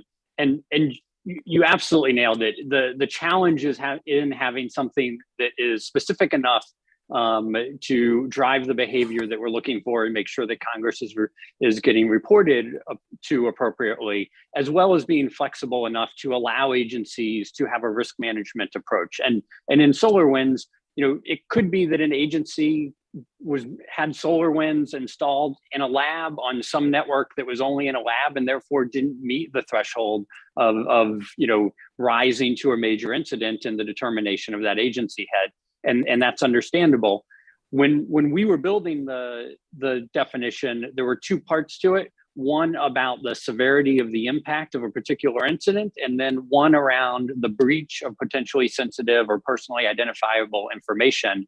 And I think Ross can talk to or would concur that when we first did the breach piece, we set a threshold at 10,000 individuals' information being compromised, and we rapidly realized we were going to overwhelm Congress with a whole bunch of reporting, and in some cases, unauthorized access that really hadn't met the threshold for a compromise. And so we raised that number to 100,000, which is where OMB has kept it. But you're absolutely right. It's fine tuning, and I think having that done in the executive branch where they can fine tune it regularly and Congress can hold OMB accountable to that. So Sorry for the long answer. Well, Mr. Noder, let me ask you, do you think that defining major incident in statute and embodying one definition in the law would be beneficial or detrimental to the flexibility of our responses? Thank you for that question, Congressman. I think that from my experience, prescriptive codification would be extremely detrimental. Given, again, the timeframes between FISMA reform efforts in Congress, it makes it very challenging to tweak the especially if you're prescriptive about the number or the scope or the scale of the incident. And frankly, I know Grant mentioned it, when we had the 10,000 instances of PII as the threshold, not only were we reporting more incidents than were, I think, necessary, there was a numbness that occurred with our interactions with the committees of jurisdiction. It was at first, it was a very robust response. There was a lot of interaction with members of this committee, members of other committees that do oversight over incident response. But to be honest, after probably the 10th or 11th incident that really may not have been a good incident, the interaction dropped precipitously. So I think that what I would caution as the committee considers whether or not to codify major incident is make sure that if the committee does do that, it is not prescriptive and allows for flexibilities for change when necessary. Thank you for that. Ms. Franks, I wonder if you'd weigh in on the same question. There's the danger that Mr. Noder recommends to us, which is the problem of an overly rigid definition that has a benumbing effect on people. But do you think that federal agencies today have the tools to adequately make the determination themselves on a case-by-case basis to determine whether there's a major incident? And is it a problem to have a situation that Mr. Schneider discusses when different agencies are calling the same incident different things? The gentleman's time has expired, but you may answer the question, please. Okay. So the short answer is yes, most agencies definitely have tools in place to be able to identify what incident has taken place and even perform some of those necessary forensic analyses to further contain whatever vulnerability has impacted their environment and then start those eradication procedures. What's different is that time frame we discussed a little earlier. So agencies definitely take their time to really comb through what forensically could have happened, starting at the indicator of compromise and then perhaps looking at if that malicious actor was able to laterally move throughout their environment, what were they able to touch? What were they able to access once they did find another system, another service? Because of that, such as the SolarWinds incident, agencies did identify it as impacting their environments differently from another. For example, you mentioned commerce, but Homeland House HHS basically did not. They NIH was mainly impacted, but NIH's data was not breached in the sense of where commerce's data was compromised. So it just depends on the agency. It depends on the leadership. All the agencies have applicable security response teams in place to make those necessary identifications, but it becomes a arduous process of really combing through that data to really figure out if it's major for their environment versus another environment. So no two environments for two agencies are alike. Thank you very much. I yield back, Madam Chair. Thank you. The gentleman from Pennsylvania, Mr. Keller, is recognized. Mr. Keller. Thank you, Chairwoman, and thank you to our witnesses for taking time to be here today.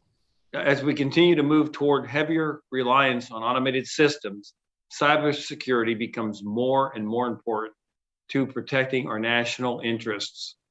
The annual Office of Management and Budget's Federal Information Security Management Act report disclosed over 30,000 agency cyber incidents in fiscal year 2020 alone. Congress must ensure that our nation's cybersecurity laws offer the framework and the flexibility to allow agencies to handle cyber attacks quickly and efficiently. Mr. Gordon, the FBI executes most enforcement actions regarding federal criminal laws dealing with cybersecurity, including investigating cyber attacks by bad actors, both foreign and domestic. In your former role as the FBI's Chief Information Officer, did you run into any interagency, legal, or jurisdictional difficulties as you work to investigate or enforce cybersecurity issues? And if you did, what recommendations would you give Congress to streamline government reaction to cyber attacks? Congressman, thank you for the question. And my role was largely internal, looking at the FBI's own enterprise technology, not directly involved in the authority or their ability to conduct investigations. I don't know that I can give you too much deep insight, but I can tell you for sure that there are issues and challenges that exist just within the government today over what authorities does CISA, for example, have to help in investigating, to going onto other agencies' networks, to having access to sensitive data. All those are things I think it's important, and there's an opportunity for FISMA, for Congress, to establish clearly where those authorities lie. So there is direct authority and responsibility for CISA, for the FBI, for other agencies to ensure that they don't need to get those authorities resolved in the heat of the battle, but that they've been clearly defined in advance. Thank you. I appreciate that.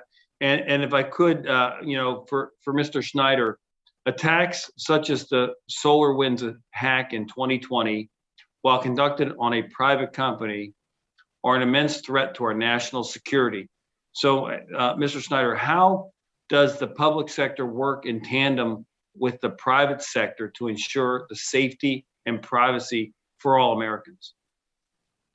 Yeah, thank you, Congressman, for the question. And I think one of the areas, and I think that CISA, the Cybersecurity and Infrastructure Security Agency, has really done an excellent job over, since it came into existence in 2015, of working closely with private industry, helping with the creation of information sharing analysis centers, which are industry-driven, industry-run by different sectors, opportunities to share threat information and share vulnerability information. And I think that, we have to have that dialogue open. Gordon mentioned earlier that you need trust in order to trust what you're sharing and who you're sharing with. And so we can't wait until we have an incident to start the sharing. We have to be sharing information continuously, and we have to be building those relationships and that trust continuously, because this is truly, it's needed to have a true public-private partnership in cybersecurity for us as a nation to be successful. Thank you. I appreciate that. And I guess if I could just ask Mr. Nordruff, can you please detail how zero trust cybersecurity principles might help prevent SolarWinds or other types of cyber attacks in the future? Absolutely. Thank you for that question, Congressman. I think that when you break down zero trust into its core components, what you're moving agencies towards is a very hardened center, and it's hard all the way out. You are enabling interactions by continuously authenticating whether or not those interactions need to occur. And you have to rely on digital identity solutions. You have to rely on encryption. You have to rely on endpoint detection and response. You have to rely on multiple types of cybersecurity tools and services to come together in a uniquely architected way to provide for that no trust environment that is constantly assessing and checking for the interactions that occur, and making sure that anything that touches or deals with the data is dealing with it in a way that's approved and validated and authenticated. Thank you. I appreciate that. And I yield back. The gentleman yields back. The gentlelady from Ohio, Ms. Brown, is now recognized. Thank you, Chairwoman Maloney and Ranking Member Comer for holding this important hearing. And thank you to all the witnesses for joining us today. I appreciate your contributions to improving FSMA. Technology is ever evolving and IT systems are inherently at risk and vulnerable to cyber attack. In 2002, FSMA became law, requiring each federal agency to put an agency-wide program in place to ensure the security of its information and systems. Since the enactment of this legislation in 2002 and the subsequent update in 2014, the cyber threat landscape has transformed remarkably. The slew of harmful cyber attacks have exposed vulnerabilities and revealed some of the flaws in our existing law. The fact that DarkSide, a cybercrime group with Russian ties, was able to force the Colonial Pipeline Company to shut down the largest pipeline in the US is a threat to our national security. In September of 2020, the Ashtabula County Medical Center, a Northeast Ohio hospital, spent more than a week offline after being hit by a cyber attack. Just a few months ago, Southern Ohio Medical Center, another hospital in my home state, suffered a cyber attack that resulted in continued cancellations of patient appointments a week later. These attacks are deeply concerning because they have profound impact on the lives of real people, in addition to our national security. I thank the chairwoman and ranking member for working to address emerging cyber threats and finding ways to better protect our cyber infrastructure. And I look forward to making positive change to FSMA that create a clear, coordinated, and holistic approach to federal information security to meet the ever-changing cyber frontier. I have a question for Ms. Jennifer Franks. Ms. Franks, let me ask you what the GAO is learning about the effectiveness of risk assessment metrics during its review of FSMA implementation. First, how is the data incorporated into risk assessment currently collected and reported? And second, does GAO have preliminary recommendations about how to improve the coordination between government agencies responsible for ongoing risk assessments? So thank you for that question. So in short, our FSMA review, the ongoing review that we plan to take to agency this month for comment, didn't necessarily get into what those risk assessments would look like from a FSMA implementation scoring metric timeline. We focused our efforts on what the IGs do in their various evaluations and the metrics they are to use that are prescribed by OMB. Those metrics definitely at this point do not highlight risk outward facing, but some of the intricacies of identifying what's in your environment, protecting what's within your computing environments, those get to the implications of risk assessments. NIST does have the risk management framework, and in that framework that agencies do utilize to implement controls in their environment, it looks at assessing risk from the identification down to the implementation of whatever likelihood of events and cyber threats that could be impacting the various agencies. We have had cybersecurity risk management work in the past. Our last report issued late 2019. As of right now, we do not have any ongoing work specifically to risk management assessments. Okay, thank you so much. My next question will be for Ms. Renee Nguyen. In the past, agencies have had to focus much of their time on making sure they are compliant with FSMA and other cybersecurity measures, which often means they focus less of their time on risk management. I applaud the updated guidance on FSMA implementations that OMB released last month, which aims to shift the focus of FSMA assessments from compliance to actual observable security outcomes. The draft legislation that the chairwoman and ranking member released today recognizes this shift by requiring ongoing and continuous risk assessments instead of periodic point-in-time assessments. Ms. Nguyen, can you explain to us how performing risk assessments on a continuous basis will strengthen an agency's security system? Thank you for the question. I think performing continuous risk assessment is an absolute necessity.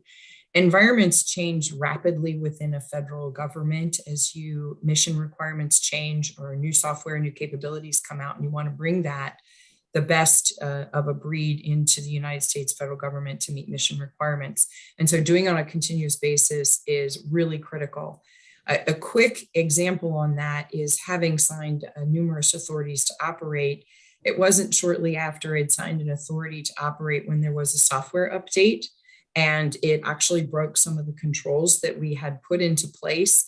And so several weeks later, after saying we're good and we've accepted the risk, we discovered this glaring hole, reported it back to the software developer, which then got fixed. But in this period of time, you've made an assessment, you've made a statement, but then 2 weeks later, and then ultimately took 2 more weeks to get that gap closed. So on a continuous basis, you can get what I'll call red alerts, so you can make sure that your holes or your backside is not so exposed. Thank you, Ms. Nguyen. And it appears my time has expired. I'll yield back. Thank you. Thank you so much. The gentlelady from Florida, Ms. Wasserman Schultz, is now recognized. Thank you, Madam Chair, and thank you for having this important hearing, as many others have said. In recent years, my home state of Florida has been in the crosshairs of the onslaught of devastating cyber attacks. The targets range from large federal agencies like NASA to local school districts, major hospital systems, and the private sector has faced equally dire threats with far-ranging impacts, much like we saw in the ransomware attack on a Miami-based software company, Kaseya. And for them, they endured a ransomware attack that resulted in fallout to hundreds of downstream businesses. Cyber criminals clearly want the World Wide Web to be a lawless Wild West, and it's critical that we modernize our approach to meet the challenge of this evolving cyber frontier. One simple fact makes this clear. There are 2 entities with important roles in federal cybersecurity: the Cybersecurity and Infrastructure Security Agency, or CISA, and the Office of the National Cyber Director. And that was established in just the last few years after the last FISMA update, which was in 2014. The draft FISMA reform bill that the chairwoman and ranking member released today integrates these offices into the cybersecurity government structure, and they're careful to strike the appropriate balance with OMB to create a clear and effective dynamic. Mr. Schneider, you previously served as the Chief Information Security Officer at OMB, and based on your experience, can you characterize how CISA and the National Cyber Director fit within the FISMA framework and enhance our national cybersecurity defense posture? Yeah, thank you, Congresswoman. Thank you for the question. Yes, I think how they fit in is the National Cyber Director is really the overarching voice and and specifically to federal cybersecurity, because both organizations have roles beyond that. But for federal cybersecurity, I view the National Cyber Director as having that overarching voice, being a bit of the conductor. I view CISA as really being the operational partner with agencies, right? CISA should be there to help agencies who are tasked to implement their risk management programs. And then the other 2 really important players are the National Institute of Standards and Technology, who is charged with the establishment of standards and creation of guidance, and then the Office of Management and Budget, who has, and I think should continue to have, the lead for developing policy and overseeing the programs, providing the oversight, being the hammer to agencies, while CISA is being the partner to agencies. And I think the interaction with OMB and the National Cyber Director is going to need to be absolutely seamless to make this work. Thank you. Mr. Nodorf, can you illustrate why it's so important to have these roles clearly defined? Yes, Congresswoman, thank you so much for the question. The necessity of streamlined reporting requirements from the agencies up makes it much easier for them to know how to respond, when to respond, with whom to speak with on the back end of responding to incidents. So that's 1. 2, when agencies are proactively trying to mitigate their cyber risk, they need clear reporting channels and clear areas of jurisdiction to go and propose budgets and work on budgeting with. They need clear direction from a strategic standpoint as well as an operational standpoint. And I think by clearly delineating who owns what, agencies will know where to look and where to go, and it'll make it much easier for them to work together to build a broader defensive structure. Thank you. The Senate's version of FISMA reform would create a liaison between CISA and each agency by assigning a CISA advisor to each agency, much like every agency has a White House liaison, for example. And this role is intended to be a 2-way street, providing additional support to the agency while also helping CISA better understand the agency's nuances and unique needs. Ms. Nguyen, do you think such a dedicated liaison role would be helpful, or would that be an unhelpful intrusion of CISA into agency operations? From my perspective, I worked when I was within the federal government. I actually worked very closely with CISA on a couple of matters. So very proactive in terms of engaging them, the Office of Management Budget, DHS, and in fact, on a couple of occasions, the FBI. And having somebody to call makes a huge difference. So CISA's effectiveness depends upon having a liaison, and they agree that that's what's necessary for them to operate better within their organizational structure. And I absolutely would support codifying having a liaison. The important thing to walk away with is we have to work together in order to solve very hard problems. Thank you so much, Madam Chair. My time's expired. Gentlelady yields back. The gentlewoman from Illinois, Ms. Kelly, you are now recognized. Ms. Kelly.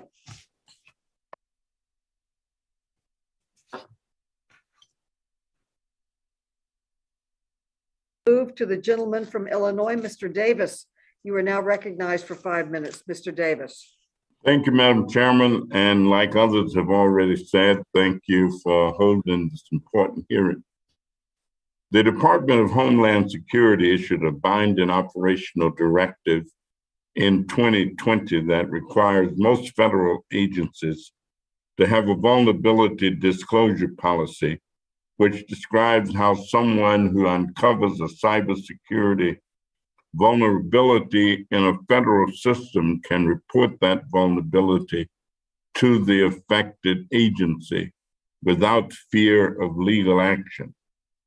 According to HackerOne, a cybersecurity firm that employs hackers and cybersecurity researchers to audit security hackers, reported more than 66,000 verified vulnerabilities in 2021, a 21% increase from 2020. That's tens of thousands of vulnerabilities that may not have been found by automated process. It's crucial that these cybersecurity researchers have the ability to report to the federal government. And I'm pleased that the draft legislation we're discussing includes a provision to codify federal vulnerability disclosure programs. Mr. Snyder, before you left OMB, only a handful of federal agencies had published a vulnerability disclosure policy. Fortunately, today, almost all federal agencies have such a policy. In your opinion, how efficient are federal agencies at managing their vulnerability disclosure programs? Congressman, thank you for the question. And vulnerability disclosure is a really important area.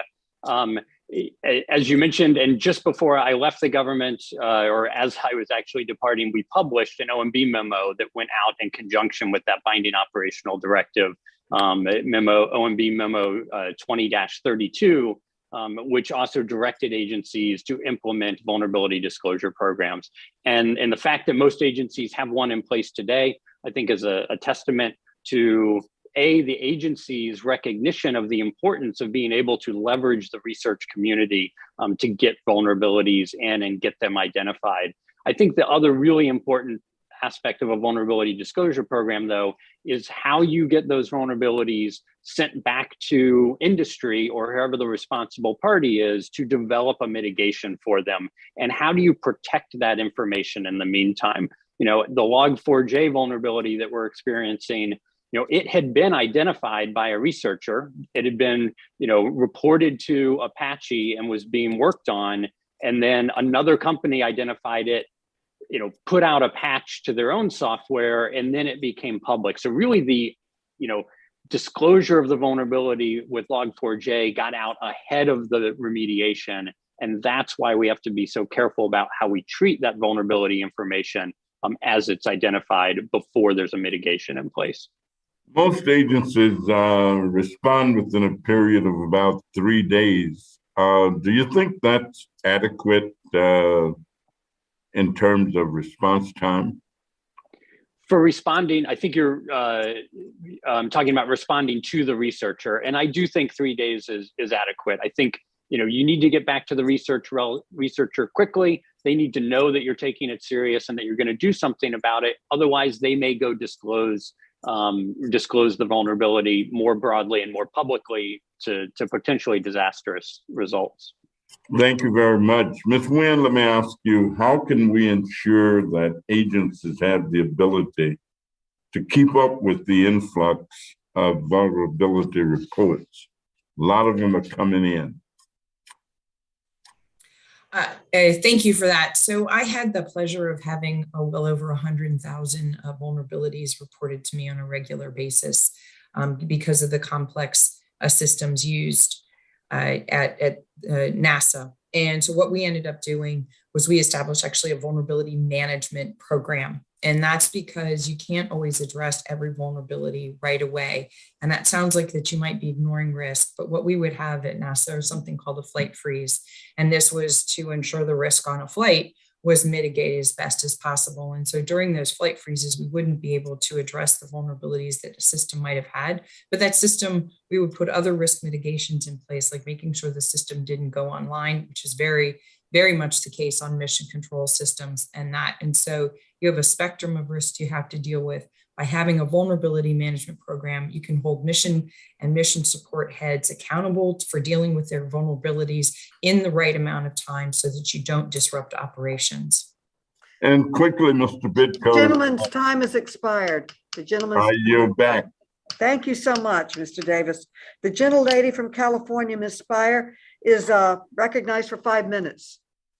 Thank you, Madam Chair. And I'm delighted that this particular hearing is not only happening, but that the American people can see that Democrats and Republicans can work together. I want to focus on the workforce because certainly in my work on the Intelligence Committee, the biggest hole is in getting the talent we need to perform the various functions. So I would like to ask you, Mr. Schneider and Mr. Nordorf, what your experience was at OMB in terms of the staffing challenges and what recommendations you would make to us to make sure that we have the talent and are able to afford the payment necessary in terms of salaries to attract the kind of talent we need. Mr. Schneider? Yes, thank you, Congresswoman.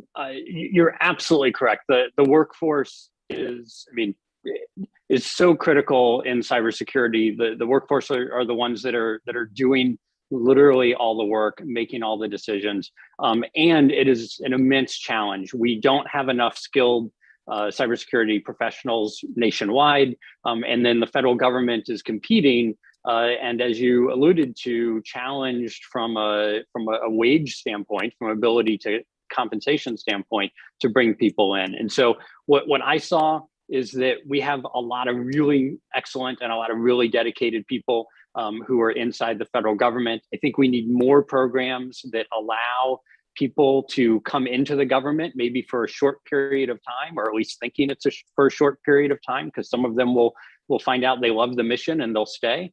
I think we also need the ability to have people move in and out of government more easily. There's a whole bunch of challenges associated with, I'm sorry. I need to move on then. But is there any, Mr. Nordorf, do you have any ideas on how we can attract this talent? Thank you for the question. Yes, ma'am. Schneider has suggested. So yes, ma'am. Thank you. The one idea I want to bring up is you're absolutely right. This is an all hands on deck moment. I think we need to, or the committee should consider and should encourage the administration to consider new approaches that bring in and leverage industry expertise in certain areas in finite periods of time. And whether that's through contractual relationships, through different GSA vehicles or contract vehicles, or whether it's public-private partnerships that we currently have in place, we need to be able to access the talent that is in whatever part of our ecosystem that is possible. So for example, the committee's work on the bill is encouraging agencies to move to zero trust environments. I think, ma'am, the committee has an opportunity to really encourage the administration to put in place specific authorities that allow for folks who are very familiar with the technology to work side by side with the departments and agencies to build out those environments, help them configure them, teach them how to manage and continue to grow them, and then move out. And we need to be able to do that seamlessly. So it's big ideas that talk about those types of partnerships that we're proposing. Okay, thank you. Ms. Franks, Mr. Connolly had asked you about those 900 recommendations that had not yet been complied with. Could you provide us with, and you can do this offline, but provide to the committee the most critical ones that still haven't been addressed so that we can review it, please? Yes, absolutely. I can provide that to you. Thank you. And You're very welcome. Ms. Nguyen, you had mentioned that there are companies that repeatedly have, I guess, break-ins that we continue to contract with. If I remember or interpreted your testimony correctly, could you actually specify those companies, please? I don't have that list handy. I'd be happy to follow up maybe afterwards to share some of the information about having to work with vendors and contractors about some of their repeated challenges that they were creating for the agencies that I worked for. Thank you. Madam Chair, I think that's really important because we can't continue to contract with those that have inappropriate cyber hygiene.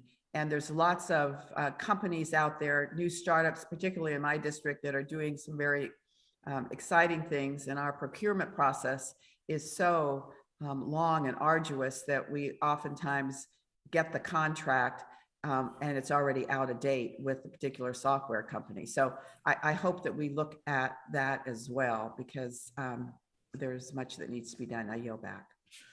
The lady yields back, and that's a very important point. Thank you very much, and we will look at that. Thank you.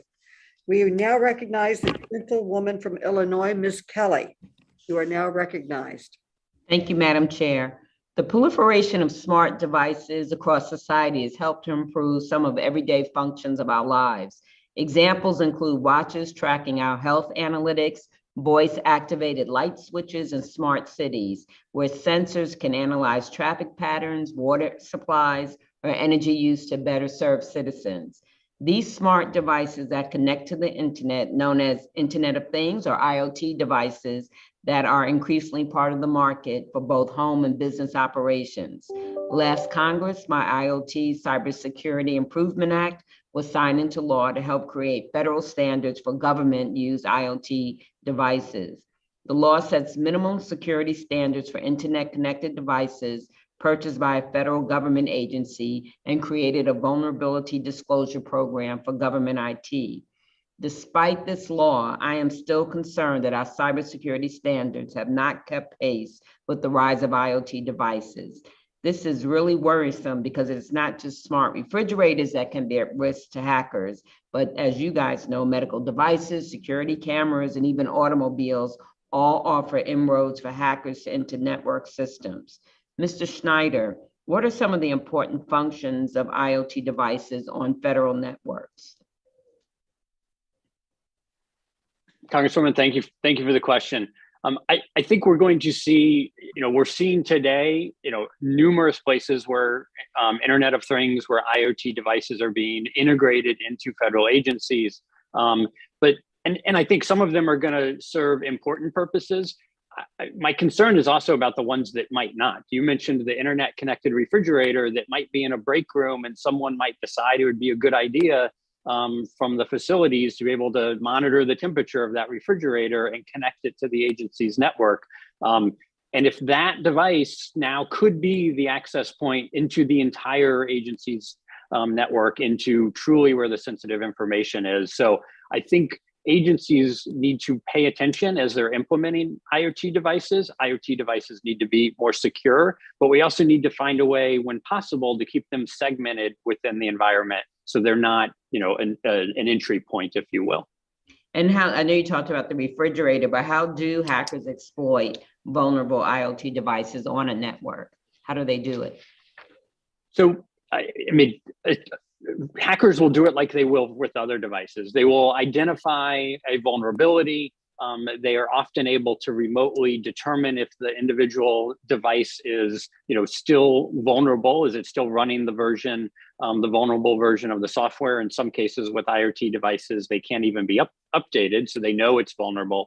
And then they're able to, use whatever the exploitation is to gain access to that device. And then they're, kind of once they're in, they start working their normal approach of elevating privileges, moving laterally through the system, and starting the reconnaissance phase of what information do they want to steal, gain, get access to, what are they trying to achieve, inside, and really starting to look around to see, what they can do inside the environment.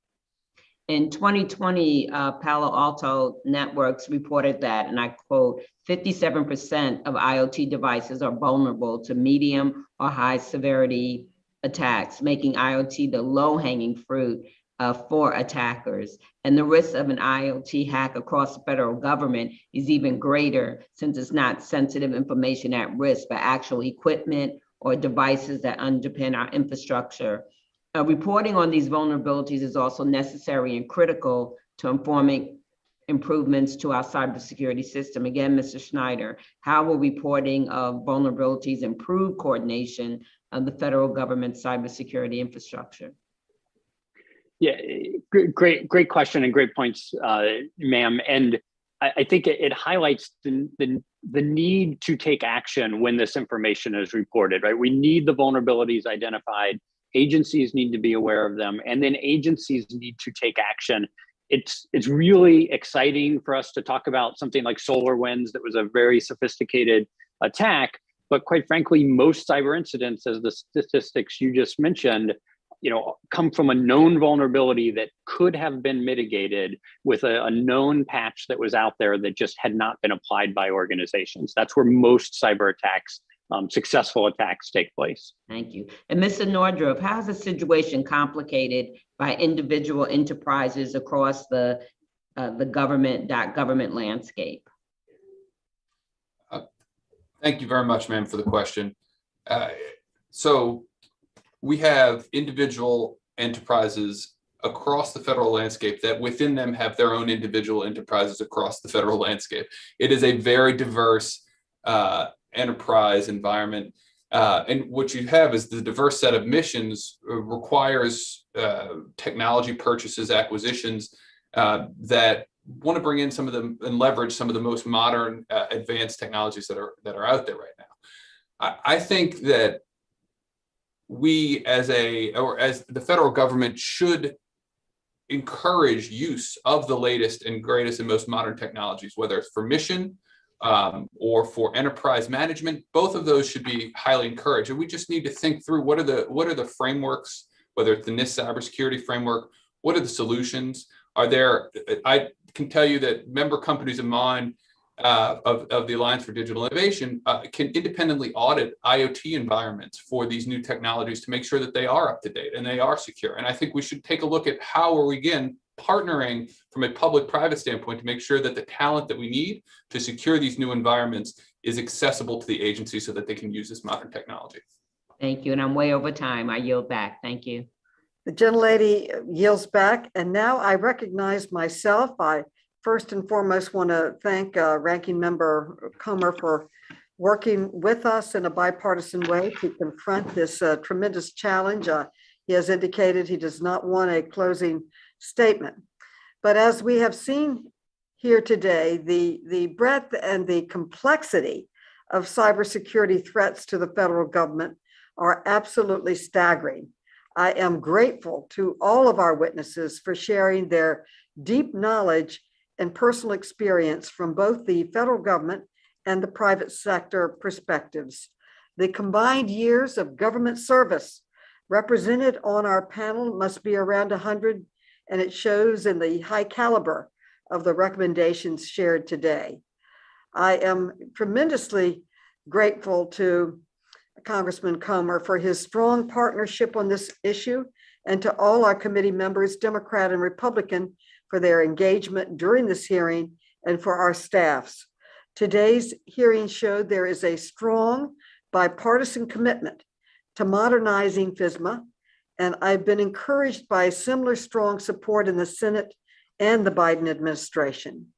So we have a real opportunity to pass FSMA reform this year and to protect the intellectual property, sensitive data, and networks that are essential to our country's economy and national security. I am committed to getting FSMA reform done right, and I am looking forward to working in a bipartisan way to achieve this for the American people. And I thank all of the participants. Before we close, I want to take care of one piece of business. Without objection, Ms. Chantel Brown is added to the Government Operations Subcommittee and the Economic Consumer Policy Subcommittee. Without objection. I also ask unanimous consent to insert into the record a statement from the security scorecard. Without objection, so ordered. In closing, I want to thank again our panelists for their remarks, and I want to commend my colleagues for participating in this important conversation. With that, and without objection, all members have 5 legislative days within which to submit extraneous materials and to submit additional written questions for the witnesses to the chair, which will be forwarded to the witnesses for their response. I ask our witnesses to respond as promptly as possible. This hearing is now adjourned.